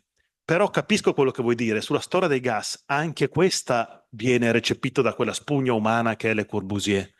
Perché noi siamo stati italiani, siamo stati, diciamo, pionieri in questo discorso col generale Douai, no? Che quando ha scritto Il dominio dell'aria diceva, per primo, diceva: attenzione, qui se i gas vengono utilizzati, vengono abbinati all'aereo, e siamo al 1921, quindi molto presto, non sappiamo la guerra come potrà essere condotta e che conseguenze porterà. Il colonnello Vautier in Francia, come tanti altri, Mitchell in America, riprende le teorie di Douai e scrive un libro su questo, e scrive un capitolo sulla difesa passiva delle città contro i bombardamenti aerei fatti col gas. E che cosa mette in una immagine doppia in mezzo al libro? Il Plan Voisin di Le Corbusier. Perché? Perché è l'unico che è in grado di consentire la dispersione del gas, data la rarefazione degli edifici e il fatto che sono sollevati da terra, l'aria, il gas va giù, no? E quindi si disperde nello spazio. E Le Corbusier riprende entusiasticamente questa idea e propone la sua città come il modello non solo della rivoluzione spaziale aerea, ma anche come l'unica difesa adeguata rispetto alla guerra chimica, ai gas, in La Vie Radieuse 1935. Quindi diciamo anche questi aspetti rientrano in qualche modo, anche questo aspetto di imprecisione dell'aria E forse l'ultima cosa che posso dire, l'ultimissima, è questa qui, cioè l'idea che poi sarà anche tutta ripresa dalla geografia americana, che l'aereo vola dritto da un punto all'altro, cioè lo strumento tecnico sfrutta, diciamo, non l'aria, ma lo spazio vuoto per finalmente avere una geometria razionale, no? Che sulla Terra non si può avere, e nel mare sì, però diciamo, è pericoloso, è più rischioso, più pericoloso, più incerto. Sì, io molto rapidamente, grazie molto a Matteo Vegetti per una presentazione anche molto elegante, devo dire, mi è un piacere ascoltare e guardare. Io trovo molto convincente la ricostruzione per le diverse tappe interne. A un certo punto sentivo l'esigenza di dire, però che relazione c'è tra questo e il potere? In effetti a un certo punto è uscita. Quello che volevo però chiedere è, in realtà, se ci pensiamo un attimo, facciamo un passo indietro, non indietro temporalmente, ma presa di distanza da percorso di Carl Schmitt, diventa evidente che quella che per lui era una perdita di controllo, in realtà è ciò che ha potenziato enormemente un altro tipo di relazione di potere. Nessuno dice cos'è che non ha confini e gira nell'aria, sono le merci e le comunicazioni istantanee dei sistemi elettronici, che peraltro però hanno una conseguenza hardware pesante, cioè le città globali sono grandi città, non sono piccole città, non c'è contemporaneamente è possibile vivere in un paesino del Sud America e controllare la borsa di New York, ma nello stesso tempo la grande città globale come nodo di questa rete di comunicazione. Quindi sto dovendo usare il vecchio simile, non voglio abusarne, ma insomma, visto che l'abbiamo citato sin dall'inizio, tenere insieme due termini opposti che concrescono, anziché pensare che c'è un'unidirezionalità anche dello sviluppo storico, una specie di teleologia legata ai mezzi. Poi sarebbe interessante approfondire questo aspetto, però restando a Schmitt, lui quella cosa lì non la capisce, cioè gli sfugge proprio. E anche sugli stati nazionali, paradossalmente, qualche cosa, cioè il povero Habermas che diceva che la Cina era un'eccezione per via dei valori asiatici, a un certo punto che non gli tornava. Perché cresce economicamente, si diffonde del benessere e non c'è la democrazia? Quanto è Stato nazionale che è diventato più forte. È vero che gli Stati nazionali, come ci ha insegnato anche la prima relazione di questo convegno, sono messi in discussione, ma anche è vero che sono potenziati. Alcuni sì, altri meno. Insomma, è un po' più complicata la faccenda di quanto questo schematismo da filosofia della storia che segue la terra, il mare, l'aria, parlo di Carl Schmitt, non della tua ricostruzione, potesse suggerire. Questa è la mia impressione. Grazie, sì, sì, anche questa è una bellissima domanda, sono perfettamente d'accordo. Infatti, diciamo, questi elementi nella realtà si mischiano e danno origine a nuovi tipi di spazialità. Non si stratificano semplicemente, no? Ma si misticano, si compenetrano, si annodano, creano delle nuove miscele e dei nuovi assemblaggi, no? Come direbbe Saskia Sassen. E l'assemblaggio che a me pare più suggestivo, ma non solo a me, perché in realtà anche Colas ne parla, è l'aeroporto, per esempio, no? L'aeroporto è una strana spazialità e Colas sostiene che si appresta a diventare un paradigma eterotopico, no? Anche rispetto alla città, per la sua capacità di gestire i flussi, di avere delle politiche securitarie al suo interno, biometriche e tecnologiche avanzatissime, di avere tutti i servizi, di costituire un modello, diciamo, compensativo della città storica. Forse questo è un po' esagerato, però è un modo diciamo, per intendere come tutti i tempi storici con il loro portato elementare tendono a mischiarsi, ma anche a creare spazialità di tipo nuovo. E hai ragione, sì, che concentrazione e decentramento vanno insieme, no? Delocalizzazione e concentramento vanno insieme. Questo è senz'altro assolutamente vero. Carl Schmitt non capisce molto questa cosa, ma si capisce perché non la capisce. Cioè, tutto quello che va al di là della dimensione tradizionale del politico è nichilismo. Però attenzione, perché anche lui è terribilmente subdolo. perché nel 42, se non subito lo dice, perché nel 42, quando saluta l'ascesa di Ziz, no? Dopo Behemoth e Leviatano c'è Ziz, la figura del potere aereo, lì dice, nasce una nuova misura del mondo, che il mondo sembra che, se leggere Hegel, il mondo rinasce fresco, no? Perché contava molto nella Wehrmacht. Nel 1950, nel Nomos della Terra, invece l'aria diventa tutto nichilismo sì, la questione cambia sradicamento e americanismo. È così.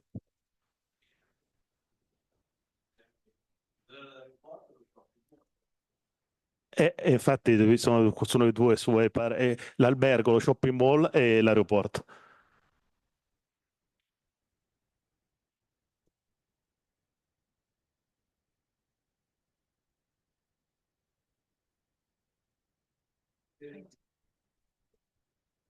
Grazie mille Matteo del bell'intervento e della discussione. Direi Grazie che della siamo pazienza. stanchi. Esatto.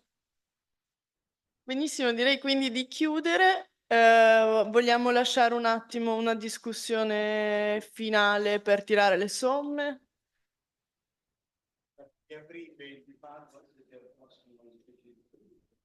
Va benissimo, allora direi che possiamo. Per chi c'è, ci vediamo domattina alle 10 in Piazza Maggiore, Palazzo da Curzio. Trovate tutto sul programma o lì ci sono i dettagli. Esatto, in ogni caso andiamo assieme, usciamo da qua, andiamo a. Yes, sure, sorry. Let's close this today's conference, and for those who will be here tomorrow morning, they will be the last part of our seminar. Like we won't have the same